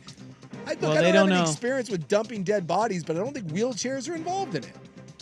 They don't know what happened. No. The medical examiner is going to take a look at the body, determine the cause of death. I'm guessing we're dealing with Got to notify the family. I'm guessing homelessness is involved in this. Perhaps. I hate to be just when you read those stories, you're like, yeah. I don't think we're going to read like beloved teacher from Lake Oswego dies in wheelchair mysteriously outside a hospital. Probably, yeah. Clackamas County, 2 cases of measles confirmed. You know this was coming. Why? The whole anti-vax thing. Oh. I just got done reading a book a little bit ago called The Rise of Anti-Science, and it's a little spooky. Are you sure you didn't listen to the book? Oh, damn it. I listened to a book called The Dangerous Rise of Anti-Science, and it's a little spooky. A little spooky out there, man. A lot of the smart people getting crapped on by the dum-dums. Well, this is 2 cases of measles, 2 different people, but they're in the same house. It's been confirmed by the state and county, and there may be more unreported cases in the state. The 2 people confirmed to have measles, 1 adult and 1 child, were both unvaccinated. Shocked. The adult developed a rash on June 11th, was confirmed to have measles on June 14th. The child developed symptoms a few days later. They do not know how they were exposed. It's believed to have been from May 19th to June 4th. Seems like a pretty big... Narrow it down for you? Yeah. Hey, what were you doing during that stretch? And they think it was in Marion County. Cool. Great, everybody. Because their exposure and the location of it is unknown, there may be other unreported measles cases. Regardless of what you think about politics or the lockdown, can we admit that curing smallpox and measles, those were good things? Are we really going back to, I want natural immunity? Go ask someone from 1908 how natural immunity worked. It just blows my mind. Sorry, I'll shut up now. Well, we pretty much, I thought measles were done. They were. And now they're not. But they're coming back. It's like the Undertaker meme. Rises up. Should I be worried about it? Like, Are you vaccinated? Yes, Yeah, but like, no. but here's the thing: like, if you have like a bacterial infection and you stop taking your medicine before you're supposed to, it comes back worse. Do we need to start being more worried about it? I don't think so. Oh, okay, then who cares? I'm a doctor. You're fine. All right. You're fine. Dr. Ropp over there. Now, those people that have not been vaccinated for measles may not be fine. See, but when does super measles come in? It's only a matter of time. Probably next week. Super measles. I have to be worried. Trust me. The next one, I was talking to my kid about this the other day. Dude, the next one, we're cooked because no one is going to listen to anything. You could get the really bad one, the truly global killer, and it would take us years before anyone was like, okay, I'll take this seriously. is the other one was botched so badly. You got a lot of people. Good luck. Good luck putting that genie back in the bottle. No. Someone asked, can we confirm the woman found dead in the wheelchair isn't the same lady from your show at A&A? Ooh. Wow. That hits a little too close to home. No, I can't confirm that that's not the same lady. Maybe the guy had to go play another couple hands of blackjack, and he dropped her off at Good Sam. I think someone, did they nudge her to find, like, if you see someone in a wheelchair outside of the ER, do you nudge? I don't think this was outside of the ER. I'd like to think that there was a stick involved. Maybe it was. Yeah. But I feel like, I don't know, I don't know, if a woman's sleeping in a wheelchair, like on a street corner at Northwest 22nd and Kearney, in today's times, we don't think anything we don't think anything of it. No. We're just like, oh, she's asleep. We were... Wait, she dead? After the Pickles game on Sunday, we were a little hungry, so we swung by a late-night Taco Bell run. It was the only thing open. And there was a gentleman having a siesta outside of the Taco Bell in the grass. And... Been there. Boy, I'll tell you what. If he really was sleeping, that is the most uncomfortable position I've ever seen someone fall asleep in. And we did have the debate of... Is he dead? Is he dead? What do we do? And then I took my my double crunch wrap and I just drove off. To your point. But I'm telling you, that thing was contorted on the ground. That was an interesting thing. And we did have that. Is he moving? Should we get out? Do you call? And we're like, I got crunch wraps. Yeah, I think we're kind of desensitized. Like, yeah, we are. We see that now and we're just like, somebody else's problem. Or like, even when we go as far as like, oh, what a loser. Dude, maybe the guy needs help. I know. Am I a terrible person? Do I? No, I would have done the same thing. It's just, it's weird how we've gotten to this place where we just look at that and we go, nah. Yeah. And we'll step right over a body these days. By the way, like, if you know, like, that Taco Bell, it's on 164th, it's not a bad area. It's not like, you don't see that. There's not like homeless encampments there. It's a busy place. There's a lot of different stuff going on. There's a movie thing. It's a full-on like strip mall sort of thing. First time I've seen someone like that in the grass, and you're right in that it took me all of 2 seconds to be like, just keep driving. And that's a bad place to be in this world when we've reached that point. A couple years ago, I'm pretty sure I at least get out and do a foot nudge. Hey, you all right? You okay, pal? Well, we'll talk about Traffic Cam Guy tomorrow. He deserves his own... Dude, that guy. Segment. You want to talk about a hero. Yeah, well, he's been arrested. Hey, man, martyrs. Martyrs happen. That is your In the News for June 17, 2024. The Hot 5 at 5 is coming up next. Got some baseball nuggies. Why Les Miles is suing LSU. And... some other cool stuff about sports. So that's next on The Fan. Prescription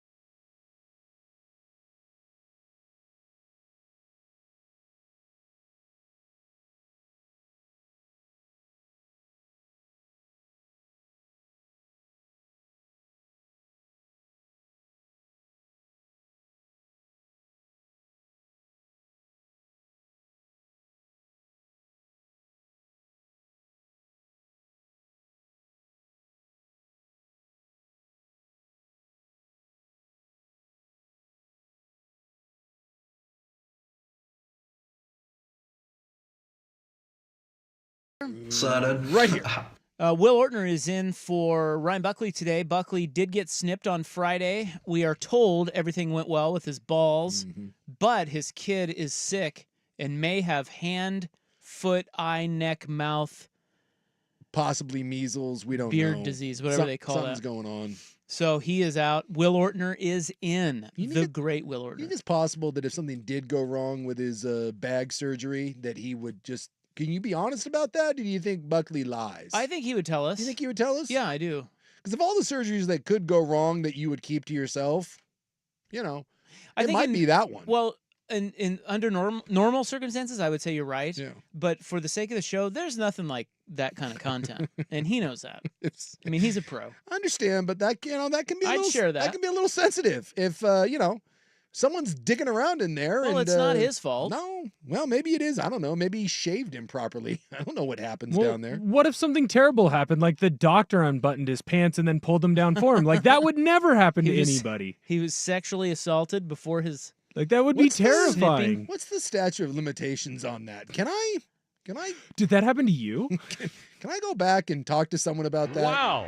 Because to this day, this is like 10 years ago, and I still think about that.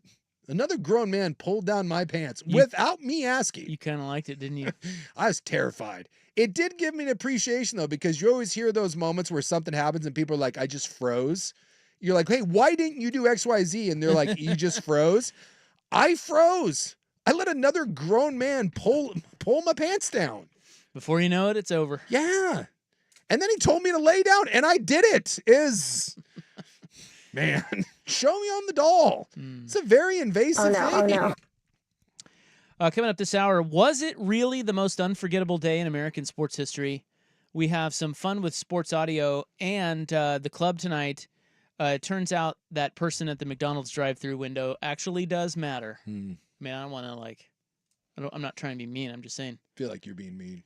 Well, yeah, that was kind of mean. That's not the way I meant it. It was a little mean. I mean, they're people. We need them. They're people, damn it.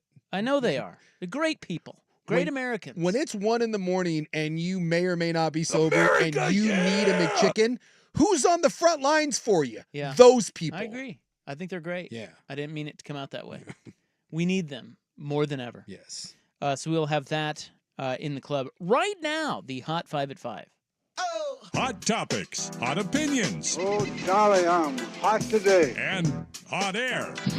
It's time for the Hot 5 at 5. That's hot. The Hot 5 at 5 on Primetime with Isaac and Sue. No, I mean it. That's very hot. The Hot 5 at 5 with Isaac and Sue.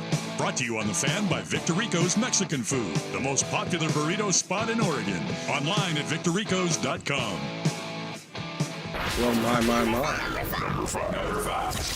Number 5. Qualifying for the Olympic golf teams is over. The U.S. Team, now that the U.S. Open is over.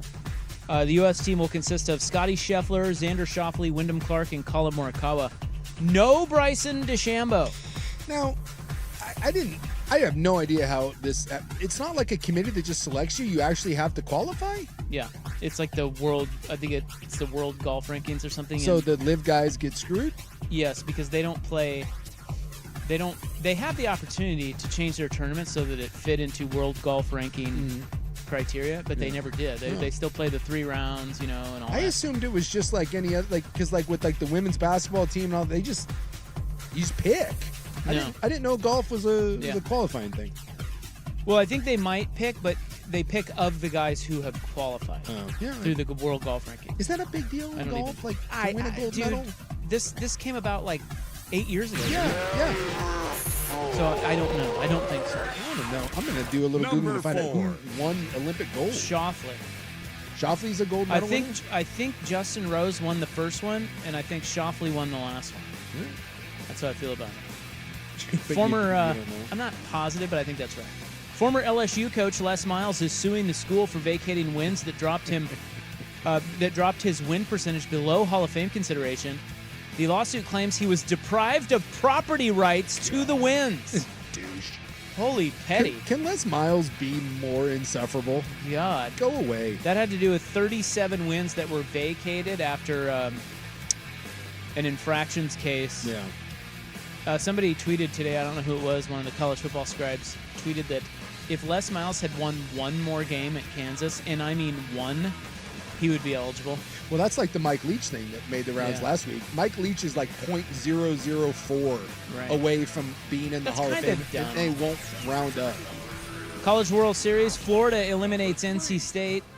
5-4 thriller today. The Gators move on to play the loser of tonight's Kentucky-Texas A&M game, and right now those teams are scoreless in the fourth. But I'll tell you what, I was catching glimpses of it because I had other stuff going on, and I was watching golf and doing some fatherly crap, but living your best dad life. Living my best dad life.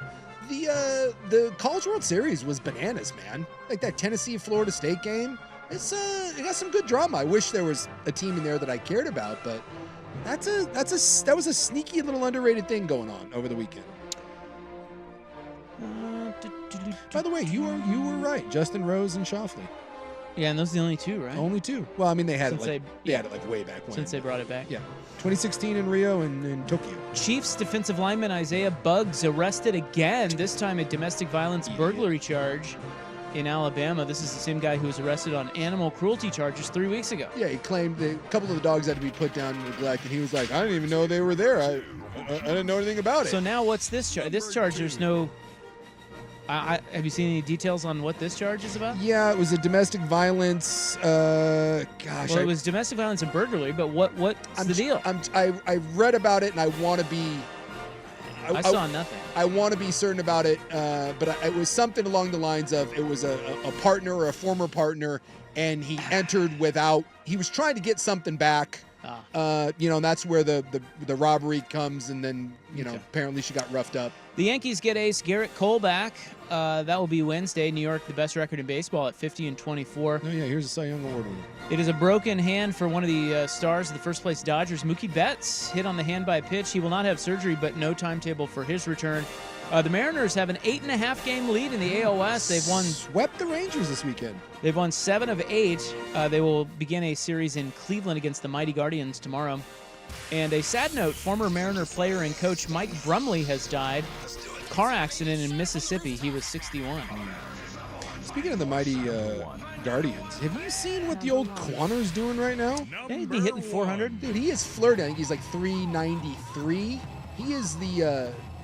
This is as deep as someone in the season has been hitting 390 since Ted Williams. Now, Tony Gwynn had one closer to the season that was canceled, but at this point, he wasn't hitting 390. So this is historic stuff that Oregon State great Stephen Kwan has going on. 157 teams have tried to overcome an 0-3 deficit in a best-of-7 in the NBA, and all 157 have failed, Jason. The Mavericks get back on that horse tonight in Boston for Game 5. NBA Finals, Celtics up 3-1. Kyrie Irving's personal 13-game losing streak against the Celtics was snapped in Game 4, and they don't know whether Kristaps Porzingis will play tonight.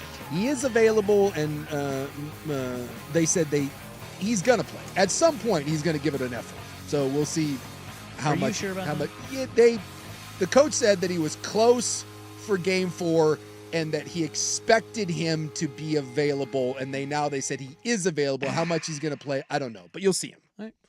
And by the way, if they win this one, this gets interesting. I'm watching Paul Skeens, though. Yeah, I got the Mets and the Rangers on, but I'll keep an eye on it. If it's close in the fourth quarter, flip over to it, and if they win this one and it goes back to Dallas for Game 6, now it gets interesting. Now there's some real pressure. But we do this, we do it in hockey right now. It's like you're down 3-0, you've looked terrible.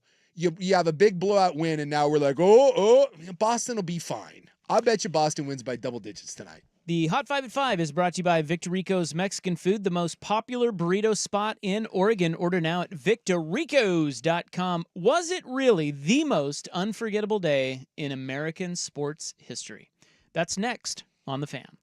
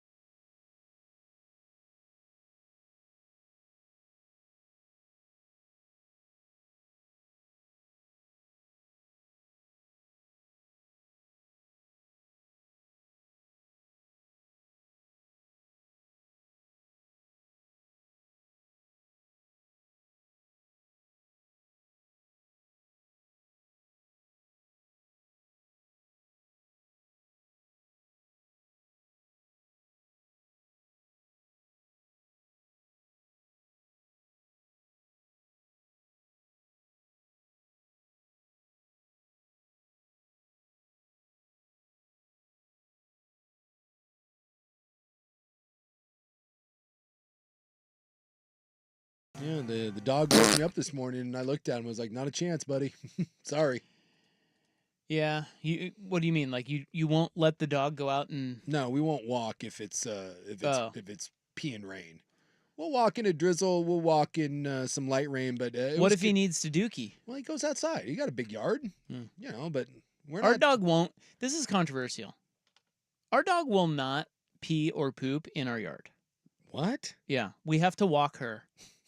You have the most high maintenance dog ever. Boy, tell me about it. Molly Tengies. Molly Tengies is the most high maintenance dog ever. Ever. Looks at you and is like, no. She just won't do it. I don't know why.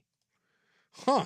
We've tried to train her on, it's just, wow. We have to take her on walks, which I don't mind. I like walking, but yeah, it can be a little annoying in the winter. Yeah, I take the big fella every morning, but what? He comes to expect it, and sometimes he mopes. Today he got on the couch and he was very pouty, and I'm like, I don't know what to tell you, bud. Does he like go to the door and see it's raining and turn around and walk back inside? No, he wants to be outside no matter what the weather. Oh, he doesn't care. Nope. Rain, Molly sleet, doesn't like snow. the rain. He wants to be outside at all times.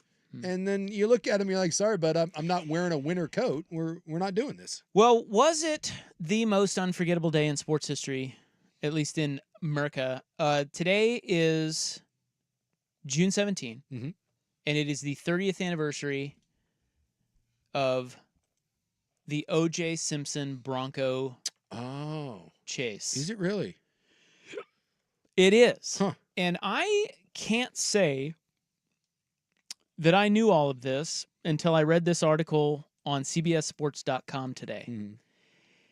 And so I was reading about the juice and just I was looking for little nuggets that I maybe had forgotten about the Bronco situation. Yeah, anytime I think, because I've read, I've watched, consumed so much of this trial in the case over the decades, but every time I see something new on it, you read an article, I learn something that I didn't know. I always think that there's nothing new, and yet there's always something. Yeah, because we were pretty young. Yeah. I mean, I remember I was playing basketball. It was warm in Kansas in June. I remember, so it was 94. So I was 1 year removed from high school graduation. I think I was home for the summer after college, and we were playing basketball at a friend's house, watching the Knicks play the I think, was it the Rockets in the NBA Finals, if I'm not mistaken? Yeah. And we were going back and forth, in and out, playing ball and watching the game.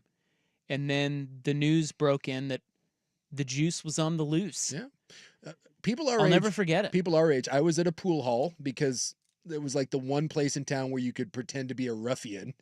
You're like in like the 9th grade. You're like, yeah, man, I'm going to go play some pool. And same thing. They had the basketball game on, and then they switched over to the Bronco chase. And I hate to be it, but it was a very, very broy where a lot of people in that pool hall were cheering for OJ. They thought it was great. Seriously, it was like a joke.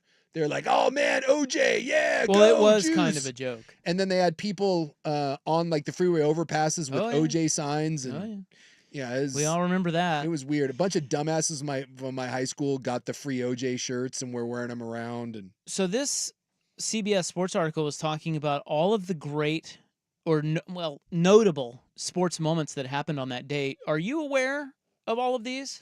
No, I have not seen this. So this goes through it chronologically. Okay. 9:07 a.m., Arnold Palmer tees off at his final U.S. Open round ever. I'll be damned. He was 64. He hadn't played in the tournament in 11 years. He got an exemption from the USGA to play at Oakmont. And he wasn't any good. Yeah. He that was the Fridays he missed the cut. But that was his final U.S. Open round ever that morning. 10:17 a.m., the Rangers line up and stroll down I don't know, whatever, New York City, some street, I don't know. The parade. Yeah. It was the Rangers Stanley Cup parade. Yeah, it was the Mark Messier guarantee, and it was the first time the Rangers had won a cup in 54 years. 54 years. So that was a big deal. 11:09 a.m., murder charges filed against O.J. Simpson. That's when the chaos began. Yep. Remember that? It would all happen in the same day. Absolutely. 3 o'clock, U.S. hosts its first World Cup match ever. I'll be damned. The 1994 World Cup was the first time the event was held in the United States. The opening ceremonies were at Soldier Field, the home of the Bears in Chicago. I don't remember this at all. Oprah introduces Diana Ross, who performs a choreographed musical number on the field, and President Bill Clinton addressed the crowd before kickoff of the opening game. Huh. It was between Germany and Bolivia, and the Germans won. Dude, it's kind of crazy here. All this on the same day. Yep, and then at 4:55, that's when the LAPD had their press conference saying that they were searching for the Jews. He was wanted. 8:06 p.m., Ken Griffey Jr. ties Babe Ruth with 30 home runs before June 30th. Wow. Did you know that? No, I knew none of this. He hit a solo home run off of David Cohn and my Royals, tying him with Ruth as the only players in history to hit 30 home runs before June 30th. Unfortunately for baseball fans, no one got to see how much damage Griffey could have done in a full season because earlier in the day, Major League Baseball Players Association Executive Director Donald Fair met with 55 players to discuss the owner's proposal for a salary cap. Just 5 days later, Griffey would pass Ruth with his 31st stinger of the season, and then the strike hit. Yeah, the strike. And that was the one that undid, right? The Expos were in first place. Wasn't Gwen flirting with 400? So the strike hit in August. Or was it Larry Walker that was flirting with 400? Someone was. And the World Series was canceled. 8:56 p.m. Pursuit of O.J. Simpson begins. Remember that. The Juice and his friend A.C. Cowlings, Al Cowlings, fled from police in the white Bronco. 9 p.m. NBA Finals, Game 5, Knicks Rockets.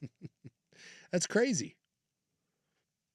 Someone is saying that they did a Vancouver Ford text line. They did a 30 for 30 called June 17th, 1994. Yeah, it's pretty good. Don't remember. I don't remember that at all. It's like the second or third one they came out with. And they're saying it's all just live footage of all the different stuff that was going on. Yep. Now I kind of want to go back and watch that. So the Knicks won. They pulled it out, 91-84. Patrick Ewing had 25. And then at 11:47 p.m. that night, the LAPD took Simpson into custody. And, of course, that was must-see TV. That, every news organization they had was all the covering aerial that. shots. And It was his house. Yep, it was at his house. And we all thought that he was going to kill himself. And it was kind of cool that we got to see OJ's house. Back at that time, I mean, we didn't see celebrity houses. I don't know where OJ lives. Yeah. And I think now, they've bulldozed that place. I don't think it's there anymore. I think it's gone. It's been razed to the ground. So is that the most memorable? I don't know. Most unforgettable day in American sports history, they call it. I mean, that's a lot of sports. That's a man. lot happening on one especially day. on a June day where I know typically you not would that think much. that there's not that much. And some of it's like obviously the parade with the Rangers and like that's sports adjacent, but that's kind of crazy that all the coincidences kind of lined up with that one thing. The Griffey thing, I don't remember at all. I don't either. And I also, the strike year. All we remember from that year is the strike. Yeah. But Griffey was on pace to shatter 61 and 61. Now, I do remember, I remember that Griffey had that season cut short. I don't remember it being that year. I don't remember it being the O.J. Simpson one. All that stuff just kind of blends together in a I don't know, just a blur. It was so long ago. But the O.J. thing, like in my lifetime, and you talk to your parents about, Kennedy being assassinated was obviously a big one there. For some people, maybe Elvis dying. Cuban Missile Crisis, is one for people in my life that I remember vividly. I remember the OJ. I remember that. I remember the verdict being read. I was in school and we stopped school and we all watched it. They brought in the roller TV. So the OJ thing has two of my burned into my head. I will not forget. And then 9/11 was probably the other one that I won't ever forget. I remember seeing the second plane hit live. And isn't it weird that O.J. Simpson has the same occupying space in my head as 9/11? Well, it was just that. I mean, in no way is it comparable to 9/11, but it was just that wild that it captivated everyone. Mm-hmm. The other one for me, and you may have been a little young. Oh, you going Challenger? Yeah. Yeah. The space shuttle disaster. I remember, again, watching that in school, but I was very young. So I do remember that because I remember them turning off the TV very quickly and then trying to do we didn't just see that, right? No, we good. They had the Sally Ride. The teacher was on there. That was they showed it to us. Did they? We were in the library, and the teacher had to stop down and be like, "Okay, kids, let's talk it out. Here's what happened." See, it blows my mind though, because growing up, obviously much younger, everything that's going on in celebrities' life. There's nothing like the O.J. Simpson thing to me is so foreign that you wouldn't have seen coming up. Because now after the fact, they know that he had multiple domestic violence, issues, at least where police showed up to the house. Oh, yeah. And it blows my mind. Like my age, we probably maybe the Obama inauguration. I remember watching that in 4th or 5th grade. You don't have a 9/11? Dude, I was like 3 or 4. I know, but I don't remember in your 9/11. lifetime. You're 24 years of life. I'm 26. Yeah, you don't have one like that. There's not one thing that. I mean, kickball Fridays was cool. I gotta ask you again, not to get all weird, but I mean, another one for me is I was working out in my buddy's garage.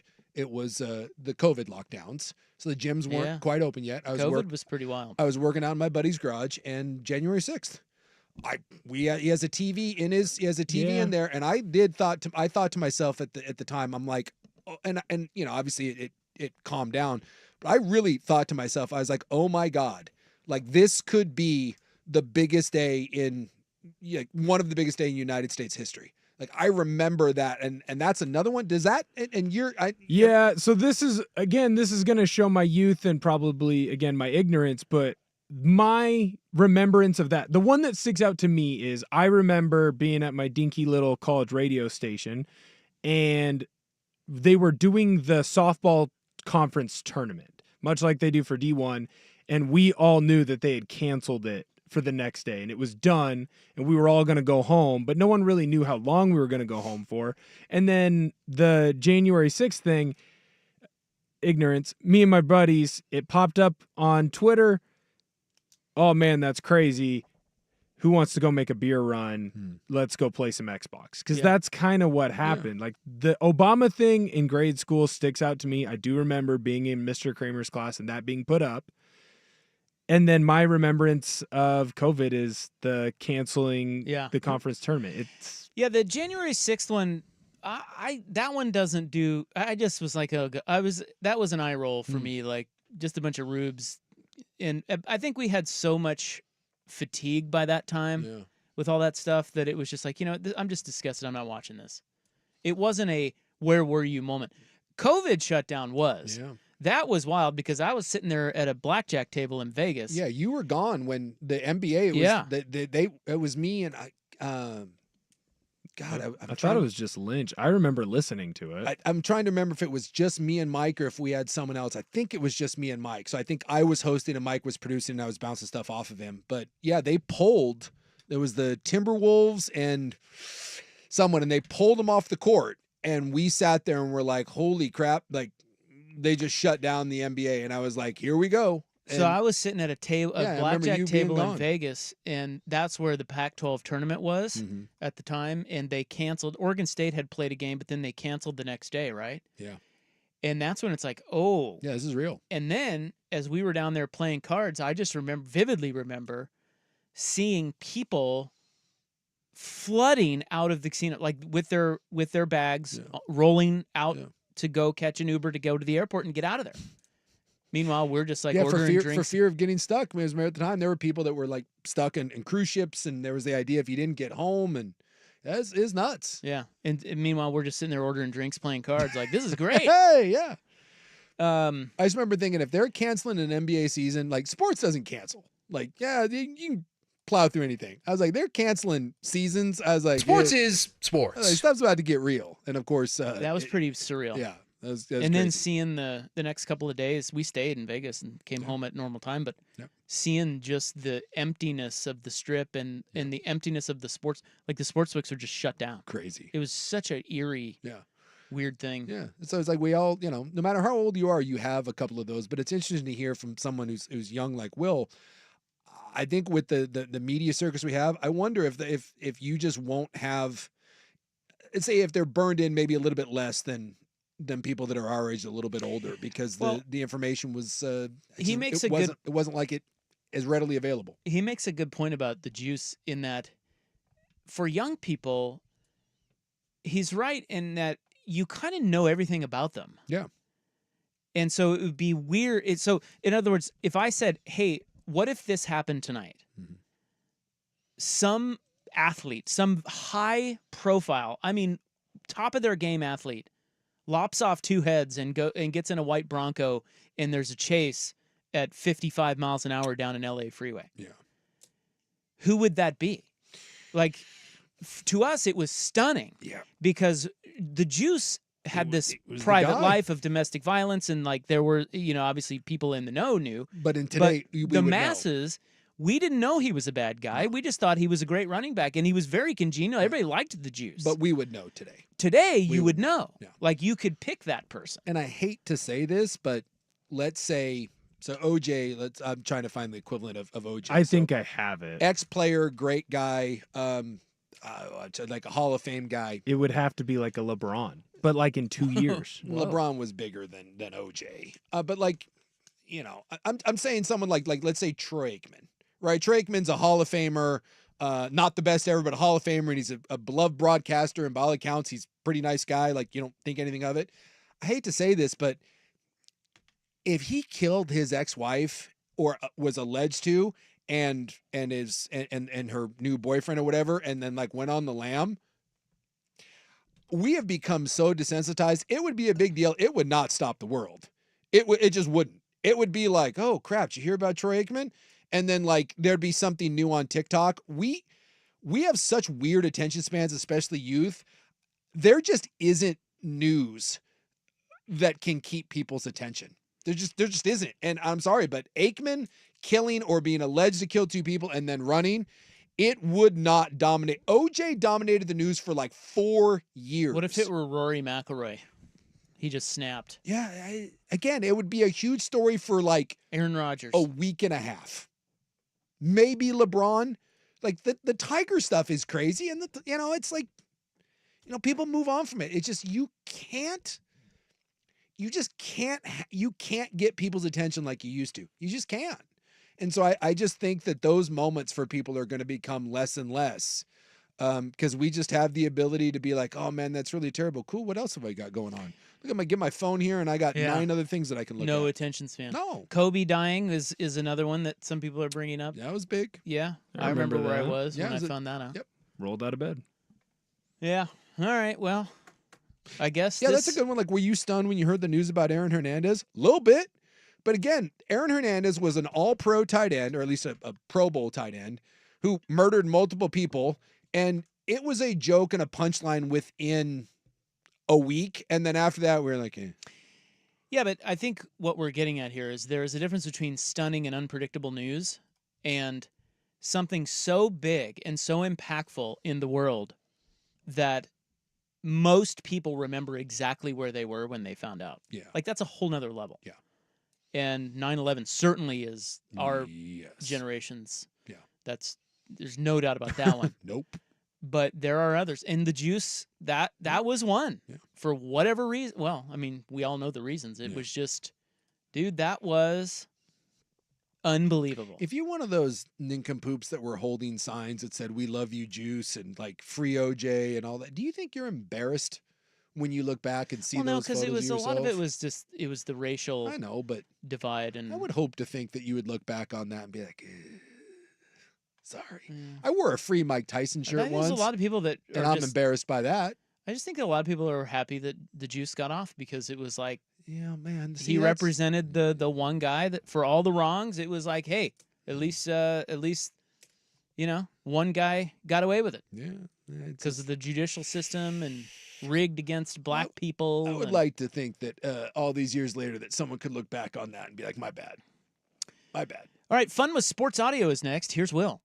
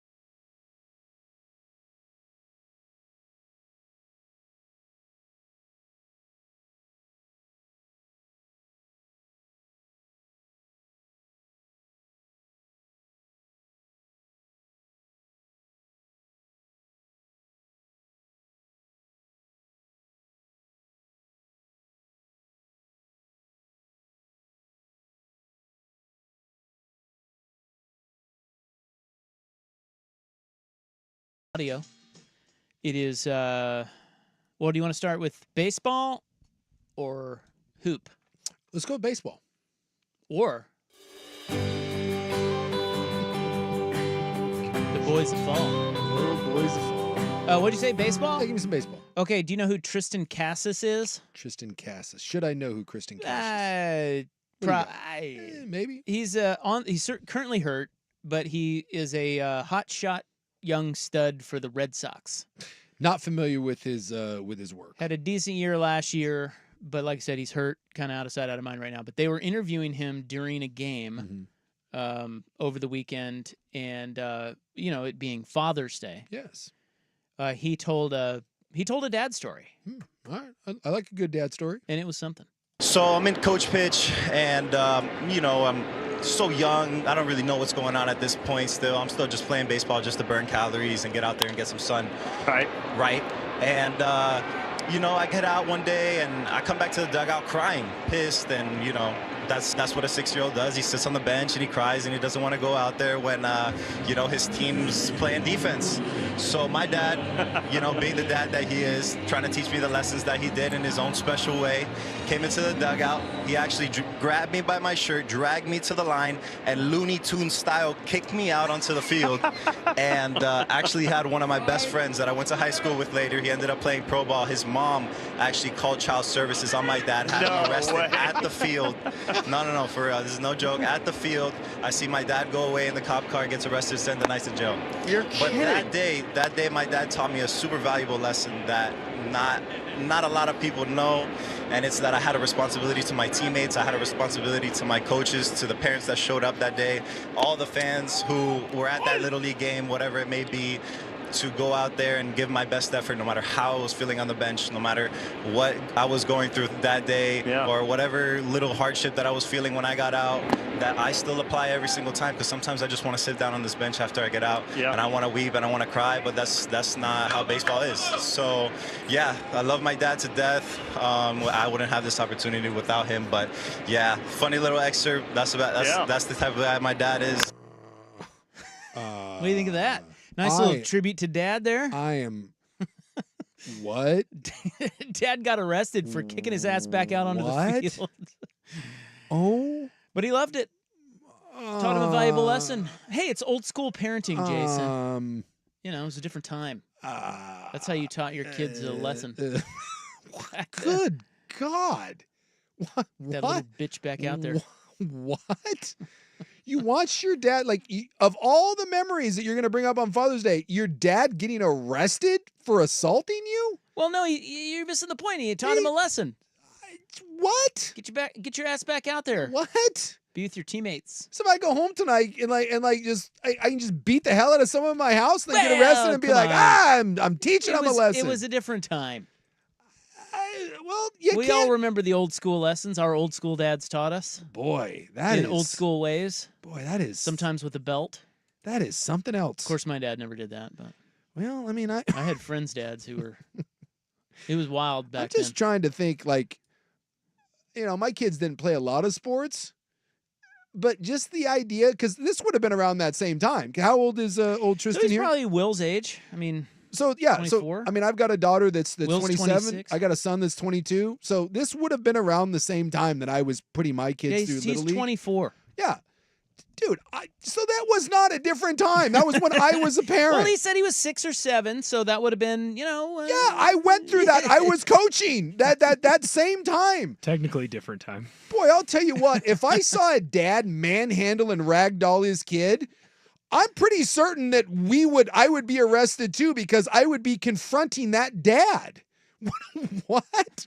And you're doing that as a great memory. That's the kind of dad guy my dad was. Yeah, a little awkward, but Jeez, Tristan. He can look back with a little reverence on. Gosh Almighty. Papa's ways. Different time. I love the moms calling the cops.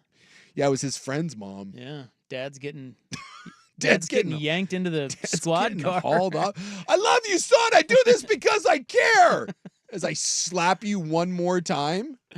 I remember my son had really bad anxiety. America, yeah! He had really bad social anxiety. He was a really good soccer player when he was little. And when he would score goals, I would have to ask the other parents not to cheer because it would jam him up. And he scored a goal and everyone went crazy. It was a close game and the end of the year, whatever. He scored a goal and went crazy. He kept running off the field and ran to the car. He scored a goal and Bo Jackson did. It just kept going. And I was like, oh boy. So went walking out to the car and was trying to get him out of the car. I was like, come on, buddy, we got to go back. And he just wasn't having it. So we sat in the car and the end of the game and that was it. And then we left afterwards. We got him to get out and like get a Capri Sun and all that. I'm trying to fathom, by the way, and this would have been my son's 22. So this is the exact age that this was going down. My son was like 7 or 8. Can you imagine me, Le Center, right around that same time, grabbing my kid by the shirt, dragging him, kicking and screaming, picking him up and throwing him onto the soccer field? Yeah, trucks, balls, yeah. And be like, you have a responsibility to play. You're the best player. You will finish this game. My God. Fat, uneducated, beer. I'm sorry. That kid's dad is a giant douche canoe. Yeah, you put it that way and it's like, probably not. No. Probably not a good look. No, not at all. You know. I don't know. There's a lot of us that grew up in different times that view that as like, it's kind of a throwback. Kind of vintage parenting, you know? I wish someone would have came along and picked up his dad and drug his dad out of the parking lot. Well, they kind of did. Well, yeah. Thank God. The police, actually. I hope the police gave him a little something. I hope the police gave him a little something extra. Detective Gillis came in and was like, come here, buddy. Yeah, I was hoping Detective Gillis gave one of these. We're going to put these extra tight. And here, let me help you into the car. Kick the ball, you little bitch. Yeah, it's just funny to hear him talk about that with reverence. He's like, oh, it's great. Yeah. And he had no problem telling the world. I just, I can't, we do this. I remember Trevor Maddich, who I can't stand. BYU guy. Yeah, he's a BYU guy. And we played under the same O-line coach who's dead now, who I claim is the worst human being I ever encountered in sports. And I remember when Maddich was talking once about how grateful he was that his O-line coach would hit him. He's like, yeah, at the time it would make me mad, but I got kicked and punched by my coach a lot. And, it was one of those things like, yeah, it's good. I hate when we take abhorrent behavior and then we're like, but I didn't die from it, so it's all right. No, it's not. It's not okay. You know as well as I, a lot of dudes think like that, though. Yeah, and they're morons. They're morons. It's a little kid. He was 6 years old. Jeez. Well, he went to jail. He went to jail. At least his kid grew up and thinks it's great. More fun with audio next. Is this guy really retiring? 5:52 on the Fan. It's time for a Ducks Report, the inside story on Oregon athletics, brought to you by Mods PDX. The future of building is here. The Ducks. Okay, you're going to have to repeat that for me. They have the top two interior defensive linemen, Derek Brown and Jamari Caldwell. They've been ranked by PFF as the top 2 interior graded defensive tackles. Derek Harmon, Michigan State transfer, right? Yeah, in the Big Ten. Yeah. Caldwell and Harmon. Yeah, Oregon got 2 massive transfers, one from Michigan State, one from Houston. Their defense is actually loaded with transfers. Really, really, really good transfers. Ducks Report brought to you by Mods PDX. The future of building is here. It's back, and it's sure to sell out fast. The afternoon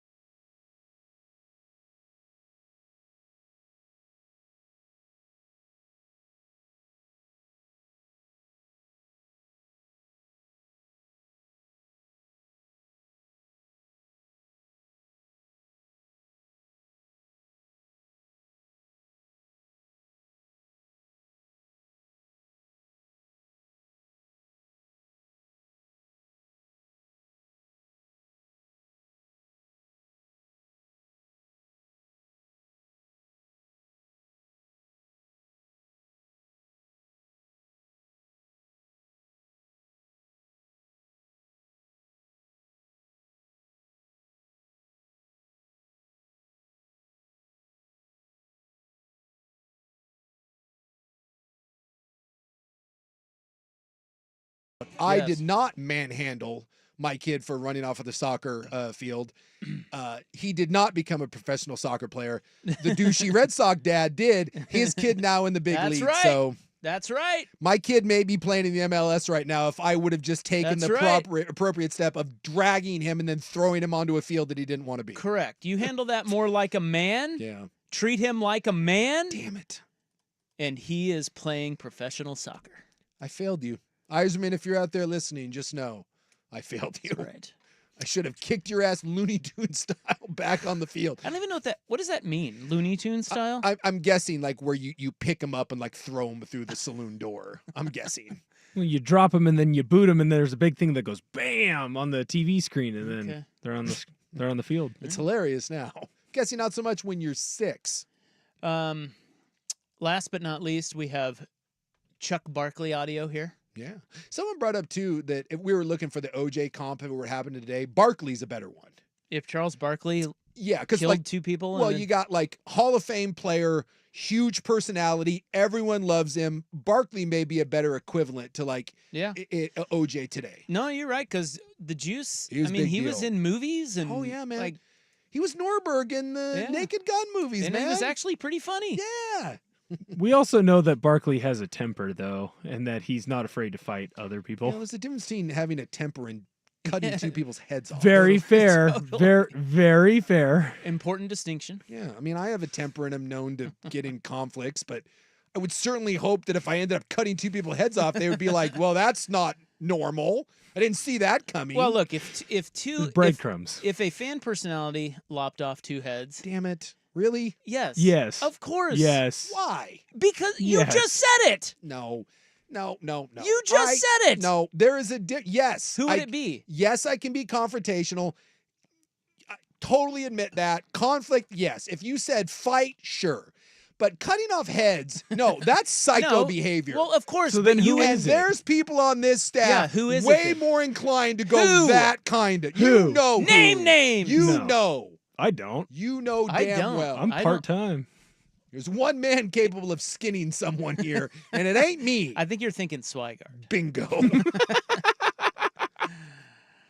Yeah, I don't know about that. Although I do kind of know about that. You're right. Yeah. But I think it's a different level. Well, but with you, we could see you seeing red, and just not thinking. And then before you know it, you see a head on the ground. You're like, oh, whoops.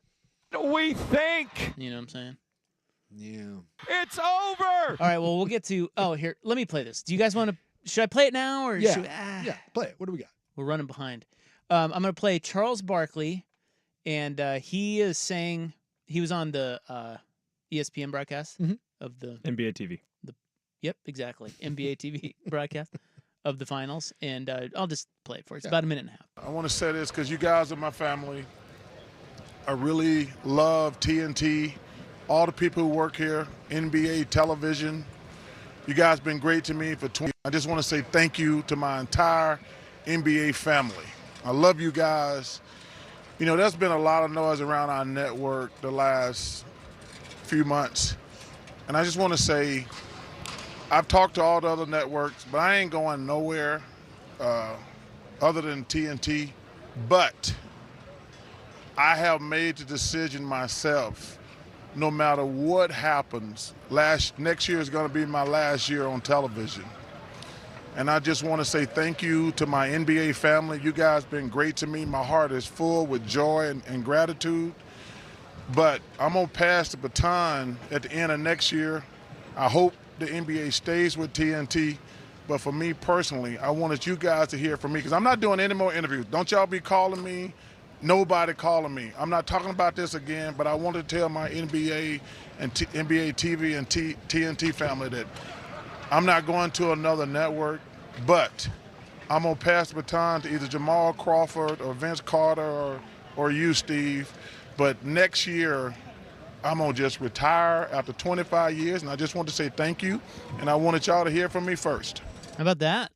You buying that? Yeah, I do. Yeah. Yeah, I think he just doesn't want to do anything outside of TNT. Yeah, and they're not going to get it, and he knows. Like he's 61, if you're wondering, and he's made an ton of money on and off the floor. And Barkley's a real one. He does it on his own terms, and I do. I think he's done, and I mean, I suppose if there was a miraculous comeback and they signed a 10-year deal from TNT, maybe I could see him, but it's not happening. And yeah, Chucky's done, and he will be missed because he's one of the greatest, if not the greatest, media personalities of this modern sports world. Truly unique. All right, the club is next on The Fan. Chill or grill on a new deck.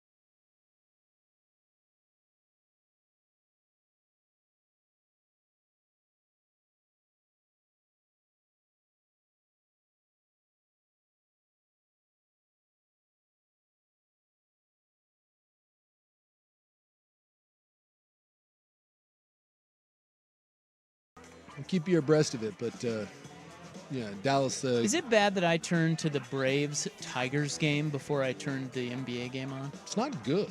Is that a bad thing? Well, am I a bad sports host? No, because you're not missing anything right Don't now answer that. in this Mavericks game. Yeah, I'll turn it on the 4. Like I said. Yeah, if it's close. Close, I'll give it a shot. Or you want to see? I always No.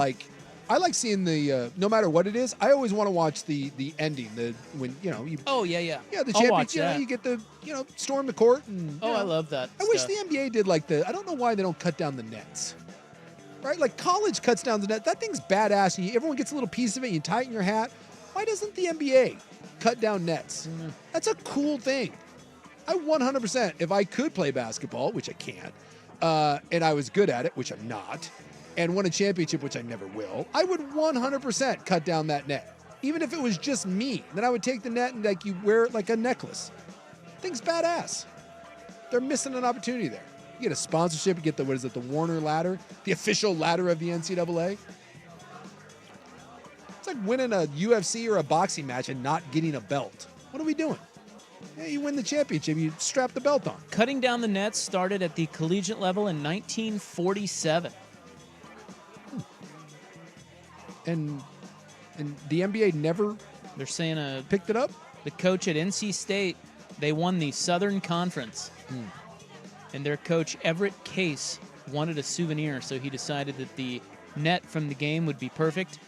There wasn't a ladder on hand, so he had players hoist him up with scissors and cut it down. Man, that's kick-ass, because I've seen it like in the background, like Christian Laettner, like he has the net, like, and then he like has it like on a display case, like it's like over a replica of like the championship trophy or whatever.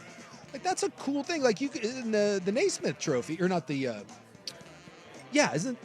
what's the NBA? Oh, it's the is it the Larry O'Brien Trophy? Larry O'Brien sounds right to me. Bill Russell? Yes. Yeah, I think it's the Larry O'Brien Trophy. What's the Bill Russell one? I think that's the MVP of the finals. I think is the Bill Russell one. Yeah, I think it's the Larry O'Brien. Yeah. Who was Larry O'Brien?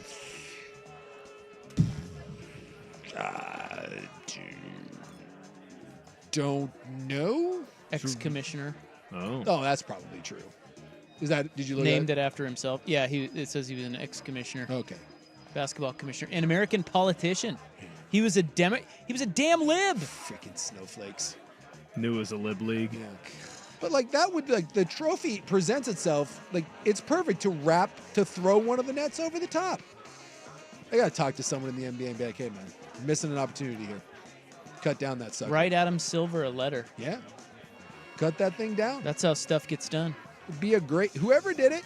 Like if Boston wins tonight and Tatum gets up there and cuts down the net, guarantee that dude is like just well, he ought to be a hero, but we'd be singing his praises left and right. Be a big deal. All right, where were we? I don't know. Club 1080? Yeah, that. We have breaking news? No, we're supposed to be breaking. Oh. I don't want to break yet. Then don't. You know what? I might, though. Seems like a good time. It would get us on the clock. What'd you do for your dad for Father's Day? Went over to the house, hung out, watched some Thrones. House of the Dragon. Yeah, that was on last night. Yeah, it came back. I fell asleep during it. He made some steak. It was as boring as the first season. No, it was good. What are you talking about? Well, I don't know. I thought it was boring. I fell asleep. Of course, that could have been the wine. I was gonna say, you missed out on some stuff. Yeah. Well, I'll go back and watch it. It's not like it's gone away. I watched the first season, and believe me, that whole season was like, man. I contend that if that didn't have Game of Thrones attached to it, and it was just like, hey, watch this, dude, that no one would watch that hunk of crap. I guess it got a little better towards the end, but yeah. Well, it's the prologue. It's setting everything up. Again, take the name Game of Thrones off of that and let that stand on its own. That is not a smash success. Isn't it a prequel? Yeah, it's a prequel. Well, yes, but like the first season is supposed to set up the war, which the war is now happening. Well, look, here's all I know. I had a great Father's Day because I got day drunk, watched golf, had a great dinner cooked by my beautiful bride, And I got a leather bag. How about that, Jace? Love a leather bag. $1,000? No, it didn't cost. You know what? You know how I know it didn't cost $1,000? How's that? She left the price tag on it. Oh, okay. You want to So, you want to say how much she loves you? Yes, she loves me to the tune. It's a nice little leather bag. It's a carry-on size, so I don't have to check it. I can carry it on the plane. Yeah. The bag cost. Now remember, Suk has a bag that he paid. I did not over $1,000. I did not. I did not pay. It was the price tag was $1,000. My wife loves me to the tune of $360 US. That's good. That's a nice bag. That's a nice, loving. Yeah. She bought it at she loves you solid. Yeah, she loves me okay. Yeah. She bought it at a leather shop on the coast. She thought of me. I love a good leather And travel quite frankly, bag. Everyone should have one. Look, I couldn't agree more. I love the gift. Yes. Normally, look, as dads, we just buy the stuff we want, and we don't really love gifts. And sometimes, look, let's be honest. We all miss the mark sometimes with gifts. 100%. Can happen. This one was a good one. I was like, wow, that's really great and thoughtful and awesome, and I'm going to use that, and I love it. And I love the way it smells. I contend well, you're not there yet, but you will reach a point in your life where you realize that every grown man should have a nice leather duffel weekend travel bag. I will say, sometimes I feel like, so I pack, like these Salina trips I had to go on, and, we go to Vegas, San Diego. We don't go far, right? Just little here and there's. I pack either a giant backpack, so I look like a hippie hiker, which those things are really convenient. Sure. Or I have just a black Nike duffel bag. You'll never use it again. And I got to be honest with you, I feel a little the backpack I don't mind because it's just really practical, and I can lug it around on my shoulders, But the black Nike duffel bag makes you feel like a little kid. I feel a little inadequate with it. I do. I the leather portion of that. Now that I'm gonna have, we're going to Vegas in a couple weeks. I can't wait. You're gonna walk a little prouder. I am. Remember, walk a little taller. We were checking in once at the Pac-12 Media Day, and remember the porter had to hold our bags because our room wasn't ready. Yeah. You remember that? Yeah, and he commented on your bag. Yeah. Was that the $1,000 leather bag? That was the $1,000 leather bag. He liked the bag. And you know what? When that happens, because I get it. Whenever I travel with that thing, at least one person gives me, hey, that's a nice bag. You know what? You just give them a head nod. You're like, thanks. And then you walk a little. You're like, yeah, that is a nice. Yeah. I'm going to Vegas on really Saturday. Rich. There will be no leather bag. No. I bet you're still wearing you got a Central Washington athletic bag. It's right there. Yeah. You can see it on camera. It's right there. It's got my where tag. does Will Does stay? it say Central? Is it a Central Washington? It has its tags on it, and it was bought Yeah. in the Central Washington bookstore. That's what I'm saying. Just like you will reach a point in your life where a leather bag you will buy or will be purchased for you, and you will feel very dad. It's a good moment where you're like, leather bag. Where you staying? What are you doing? The old Hooters hotel. It's my brother's. We're seeing an age. It's my brother's bachelor party. So Vegas isn't ready for us. We are going to burn the town down. They have never seen 11 26 to 23-year-olds with a $300 budget. No one has ever seen Never. that. They're not. No, prepared. I'm dropping $200 on golf. Tasty. It's more than $300. It's $400. How much you gonna gamble? I'll probably bring a couple $100 down. DeChambeau helped me out. I mean, that was a nice $100 payday for me. The and Vegas won't know what hit it. Never will. And right there, we saw the age divide between the two of us and Will. And my friends. The Hooters. Well, it's right there. The Hooters. They have $5. Right where? What do you mean right there? Was there no room at the? They're all right there. Was there no room at the Circus or? Well, no. You're Stratosphere? first of all, it's $1 blackjack, and they've got buckets for $10, $5, something like that. I don't know. Cheap alcohol. What do you want from me? Hey, man, you do you, boo. Exactly. Have a great time in Hooters. Do Vegas I will. however you want. Hooters. You got to make friends. I think George Wallace is still performing at Hooters. Who? Yeah, I think his residency is at Hooters. Who is George Wallace? He's Old comedian. Old comedian. That doesn't sound funny. Last time I was in Vegas, I was like, he's still there. It's like, go George Wallace. Well, right next to MGM. I'll just walk across. It's like I didn't know he was still alive. Yeah, it's like Carrot Top at he's still doing the Luxor, right? Ew. Well, we have a nice steak dinner at New York, New York. There's some nice parts of it. There's no such thing as a nice dinner at New York, New York. No, steak dinner. Gallagher's is very nice. How dare you attack Gallagher's? Hey, there's a good. Sorry, $1,000 bag, man. New York has a good, fun dueling piano bar in New York, New York. Go to that. It's a fun, cheap evening. Last time I went down there was an Irish bar, and I walked in, and the lady was singing Cranberries. Couldn't get better. Yeah, that's the. Anytime you're walking by there, you can stumble into that bar. It's good. Oh, zombie. Yeah, and she was Irish. Sounded great. I'm looking to see what's on the entertainment calendar at Hooters Casino. I think the Dan Marino Steakhouse is still there as well. And you chose Gallagher's? Yeah, I mean, look, we don't have a lot of money. Yeah, man, it's all right. It is what it is. Hey, have a great time, brother. I'm going to have a wonderful time. You can have a good time on any budget. That's what I would That's agree why with. Vegas is great. Yes. Mm-hmm. Yeah. Right there. Gonna go golf Rio Seco, I think is what it's called. Rio Seco, yeah. I've heard of it. It's Out going to be in hot. Henderson. Yeah, it's gonna be hot, homie. That's going to be a problem. The pool is right there, though. That's right. Hey, there's a show at Hooters called Little Miss Nasty. There you go.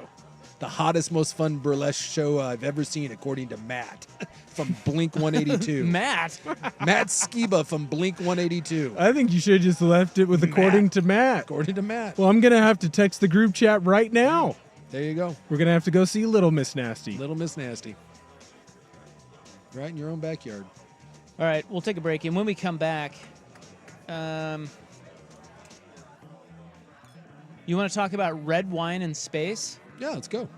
Or McDonald's drive-through problems. Yeah, I'm intrigued by that. You teased that earlier. Yeah. I'm audibling. I'm red panties it. I want McDonald's. Okay. It is the club, 620 on the Fan.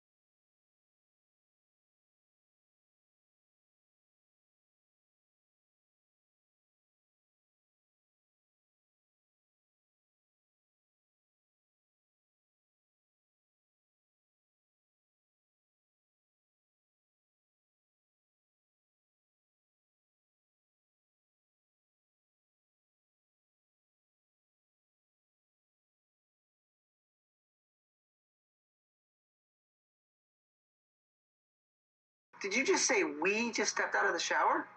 I said he. Right, okay.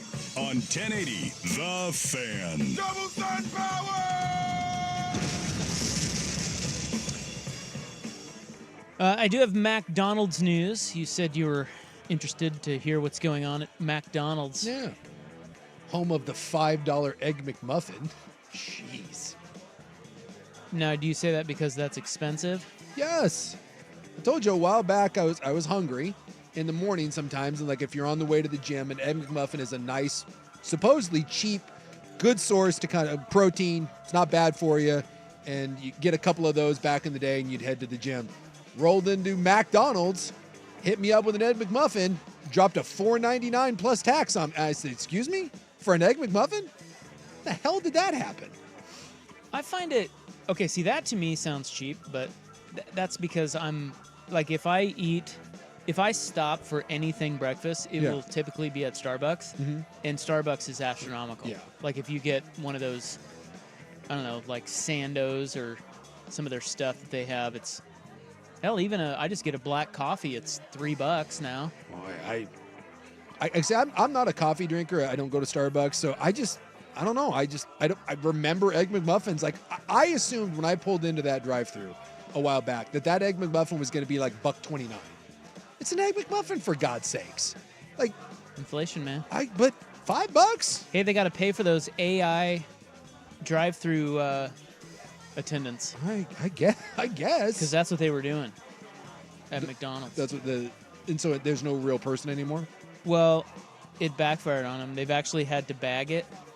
So they are ending their AI-powered automated drive-through order-taking experiment. Oh. They did it at over 100 locations, but angry customers are reporting receiving items that they didn't order. The gaffes included adding 9 sweet teas to one customer's order and giving another customer an ice cream cone topped with bacon. Whoops. Who would have thought that technology would go around? Anytime you supposedly make an experience better with technology, you make it worse. So true. Every time. I give you an Odyssey station. Odyssey Incorporated. It's the damnedest thing. Yeah.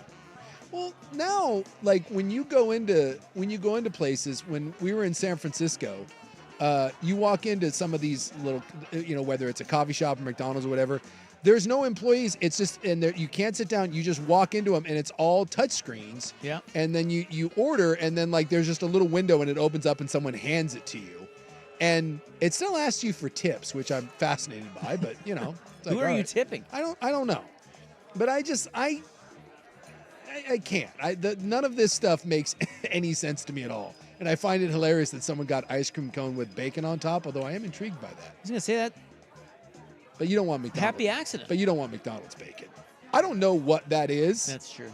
But anytime you get it's the same bacon you get like if you stay at like a Holiday Inn Express and they have that breakfast buffet. I don't know what that bacon is, or where it comes from, but I don't think it's real pork. I can't imagine it is. No, that's some sort of weird like goat bacon. It's odd, and it's always wet. It's sweating. It's like the cold cut meat at Subway. Why is it so wet? Why is it glistening? Well, they've shut off all the technology in all of their restaurants. They had partnered with IBM on this, and they will continue to evaluate their plans to make an informed decision on future voice ordering solutions. Is it that hard to just have someone at the drive-thru? Right? You pay them nothing. Yeah. I would like an Egg McMuffin. That'll be $12. I guess it is that hard, though, because you talk to anybody who has to hire right now. Yeah, that's tough. And they're like, you can't find anybody anymore. Yeah. Nobody wants to do anything. Someone's saying $17 minimum wages equals $5 Egg McMuffin. That's true. And to some extent, that's true. Yeah, but I find it hard to believe that like a McDonald's, which is a license to print money, is hemorrhaging because you have to pay someone $17 an hour. They're not hemorrhaging. It's just they want a certain margin. Yeah. And that margin it's called greed. And that margin is a $5 Egg McMuffin. But is anyone like me? Like, I will not go back. To what? To McDonald's? To a McDonald's. No chance. Like, I can't. Won't do it. The moment I see, because it's a $5 Egg McMuffin. It's too expensive. I'm not going back. It ain't happening. But what's cheaper, though? Well, don't go to those either. You got food at home. Like, I don't know. So to you, and this is one of Jordan Schultz's big grievances. Yeah. To you, fast food, the one of the advantages or allures of fast food is it's cheap. Yeah. And you are now saying that is not true. It's gone. Therefore, there's no reason to eat fast food at all. No. The only reason was like the other night, coming back from the Hops game, it was late, nothing was open, and Taco Bell. That was like it's the only no one wanted to cook. It was 10:30 at night. That's the only reason anymore to go to fast food. The whole point of fast food is that it was fast and cheap. Like I said, that was always my thing. Like, again, you want something, you need something in your belly because you're gonna go work out. You don't have you're running around. You don't have time in the morning or whatever. 2 Egg McMuffins for like $2.50 and you're fine. You slam those, you got your calories, you got your protein, away you go. But if you make it $10 for 2 Egg McMuffins, kiss my ass. I would rather go to the gym hungry or like swing by a convenience store and buy like a protein shake or something for $2 than your $5 Egg McMuffin. And so, yeah, you raise the price of that, but you will not get me as a customer. I think there's got to be a lot of people. Like, I'd be interested to know what the fast food industry right now is going through. I can't be the only one that looks at fast food anymore and is like, no, Burgerville is $20. If you get a meal at Burgerville, it's $20. I ain't paying $20 for Burgerville. If I'm in a pinch, I'll just stop at a gas station and grab like a protein bar and a shake. I've gotten to the point now and like I'll be driving by and just like, nope, you have food at home. Cook it yourself. Like, figure it out. It's not worth it. The plight of the young white American bro. Yeah. This person says I bought an Egg McMuffin meal for $6.50. Not bad. I don't know. But I guess that's my point. So for the Egg McMuffin meal, the dude says $6.50. So a hash brown and a coffee is $1.50, but the Egg McMuffin is $5 on its own? Are they just trying to force me then to... It's like when they do, like, you can have 2 for $5 or you can have 1 for $4.99. It's because they know you're going to eat the McMuffin. Like, you came for the McMuffin, not for these other things, and you're like, oh, I might as well throw it in. Also, the lines are forever at those fast food stands now. It's not fast either. Well, it doesn't sound like they're hurting for business. I guess not. And again, people are always saying, like, this is why we tell you got to get the app. Again, that's another reason I don't want to go to... If I have to download something on my phone and I have to use it to get a fast food, quote, fast food, you're not making it fast and convenient. You're just being a pain in my ass. And I'll just rather not... I'd rather not go there. You know, but I mean, I guess the model works. Otherwise, people wouldn't be doing it. Again, you drive by those places and there is a big line. So, you know, maybe the McDonald's people are onto something. Well, they'll be ending their AI drive-through experiment. Errant orders all over the place. Some guy I guess he got a $222 McNuggets bill. I'd be a little upset at that. Just like, what? And then you got to call out the manager, and then you're like, oh. Can you imagine getting a $200? How many McNuggets does $200 buy you? Probably a lot. Probably a lot. 20 nowadays. All right, up next, red wine in space. But first, Will with SportsCenter. Now, from the Fan Sports Desk.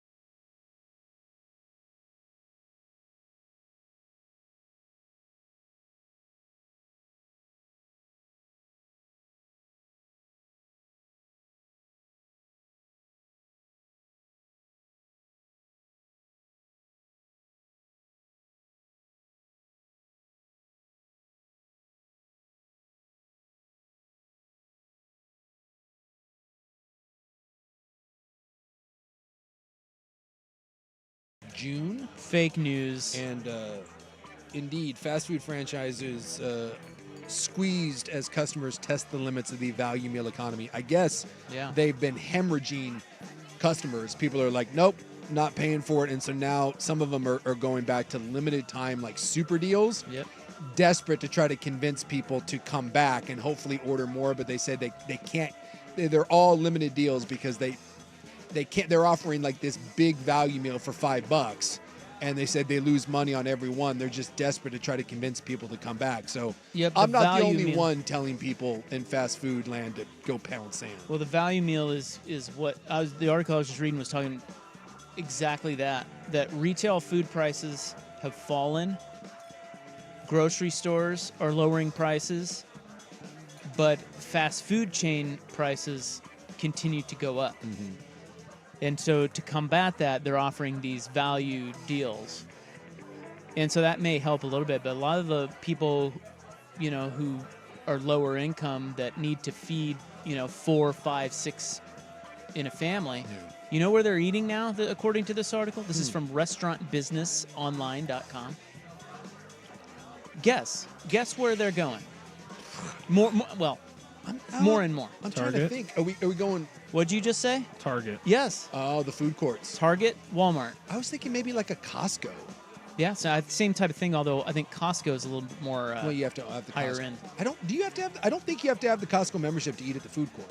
I think you have to. I think to get into Costco, you got to have the membership. Because you got to flash the card, bro. No, like if you go in. So this weekend, I swung by my dad's place to say hi for Father's Day on a early Saturday, and I swung into the Costco. My dad likes the little ice cream things, so I got him the little twisty cone sundae thing from Costco. It's like $1.50 or whatever. And if you walk in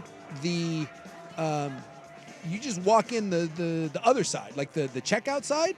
No one stops you. You just walk in. I really don't think you need one to eat at their food court. And by the way, that place is always freaking packed. It is. Because I'll tell you, that may be the best bang for your buck in the food market anywhere. There's that term value again. Yeah, the value. But not everybody can afford, you can rack up a bill at Costco. Sure. Like, that's a different animal. But we're talking about somebody balling on a super tight budget, needs to feed their family. They got 4 kids. Walmart, huh? They're going to Walmart and Target over fast food restaurants now. And kind of interesting. And I don't go. Does Walmart have like a hot food court? I don't go to. Some of them do. I don't go to Walmart. I go to the Target by my place because they sell my protein bars, and there's always people in the food court hanging out. Yeah, I think you see more and more little spots in Targets and Walmarts. Well, I say and I know it's not like the cheapest thing in the world, but I eat at New Seasons for lunch a lot. Like if I work out and then I come home for lunch, I'll stop at that New Seasons. And this is my thing. So if I order a meal at Burgerville, Burger King, whatever, right? That's 10, 12, 13, $14, depending on what I get. Every place across the board. Like their standard combo meals are now double-digit prices. And it's garbage food, right? It's crap. I can go to New Seasons and their hot bar, and it's real food. Like they make it back in the kitchen, and there's good options, and it's by the pound. And as long as you don't go crazy loading up, you can get a nice meal that's actual real food without it, fast food junk. You can get there. You usually have a couple chicken breast options. They'll have some meatballs or something. They got some mixed veggies, maybe a rice dish or whatever. I actually have there's like usually 10 things to pick from. You can walk out of there usually for around $9 to $10. Sometimes you go a little more, 11. It is cheaper to get that. And it's real food. You don't get a soda with it, but you shouldn't be drinking that soda anyways. It blows my mind that is a cheaper option than just getting a Burger King burger, fries, and I don't get it. Why people aren't going to those things anymore. Well, that's a good thing, isn't it?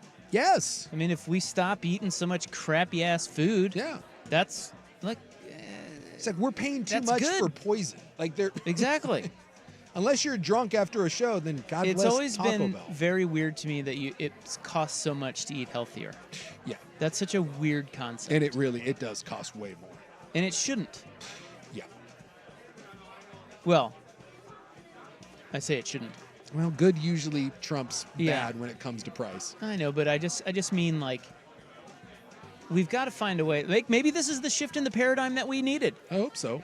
We got to find a way to stop stuffing our faces with this garbage. Well, you see it, and it's so if it becomes too expensive, maybe that's the way it stops. Yeah, it is. And I feel because they do say that health is a direct, like you look at your health and body mass, obesity, diabetes, all that. What you eat. Yeah, but it really is. It's an economic thing. Poor people are fatter. They have more health problems. All that, and it breaks my heart because you can't. If you're a family and like you said, you're really trying to pinch pennies. Like it really every dollar counts, and I have to feed a family of 4 or 5. You can go buy one of those Stouffer family frozen lasagnas, which God bless what's in that thing. That thing will outlast all of us. That's like from the Fallout days. You can buy one of those for like $9. And you can throw that thing in and that's your family's dinner. Or you can go, you go to the deli and you get 2 chicken breasts and some fresh veggies and something else to go along with it. That feeds 2 people and you're in it for $35. I feel for that mom. Even if she wants to, I don't know how you feed a family of 4 or 5 on quote healthy, especially if you don't know a lot better and you're just like, hey, I need this dinner to be $13. It ain't going to be a good option. It just isn't. A lot of times, too, I think that people think things are healthy and then don't realize how unhealthy they are necessarily. That's another one. I remember looking at like the flour tortillas. It was like, oh, I'm making tacos. And I started counting my calories probably 3-4 months ago.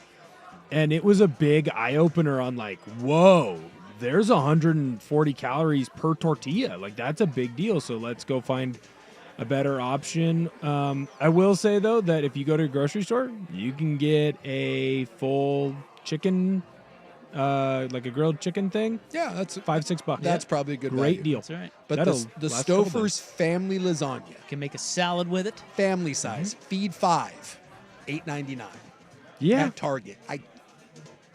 How do you tell the mom who's cutting coupons that that's not a great option for, your kids? And so you sit down and you're like, well, it's Stouffer's lasagna night. And you do that, 5 nights a week. And then you wonder, why the health isn't where we want it to be.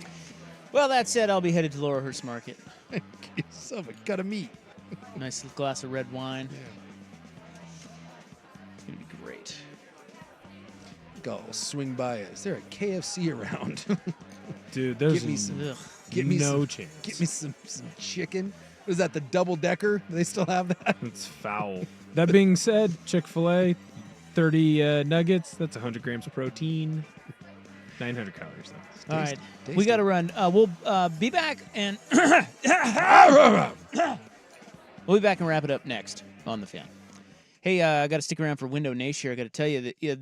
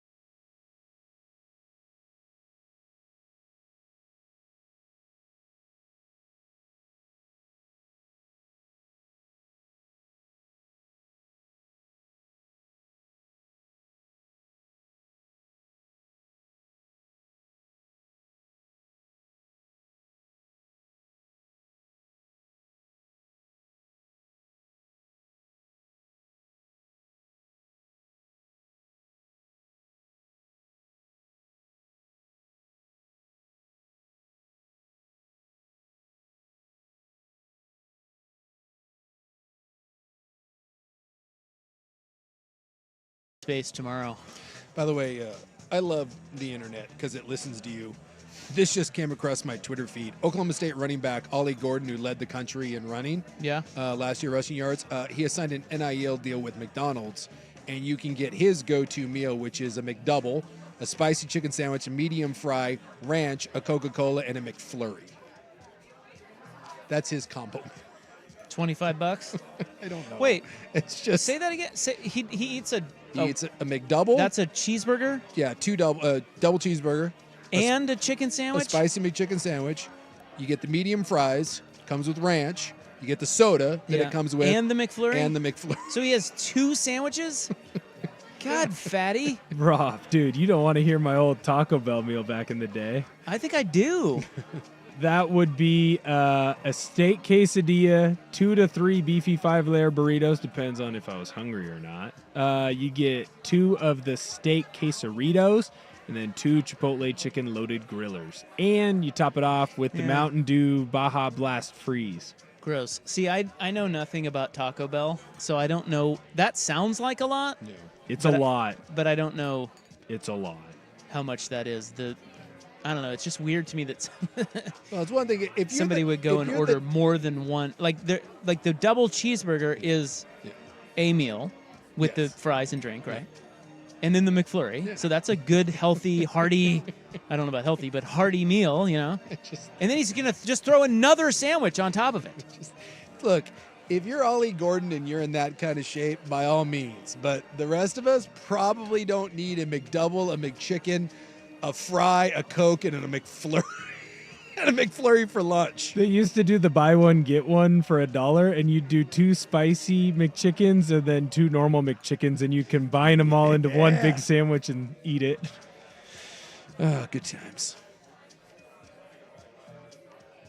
Someone said, yeah, I'm going to take health recommendations from the sports guys. Lost 80 pounds, but whatever, dude. That's a little unfair. Yeah.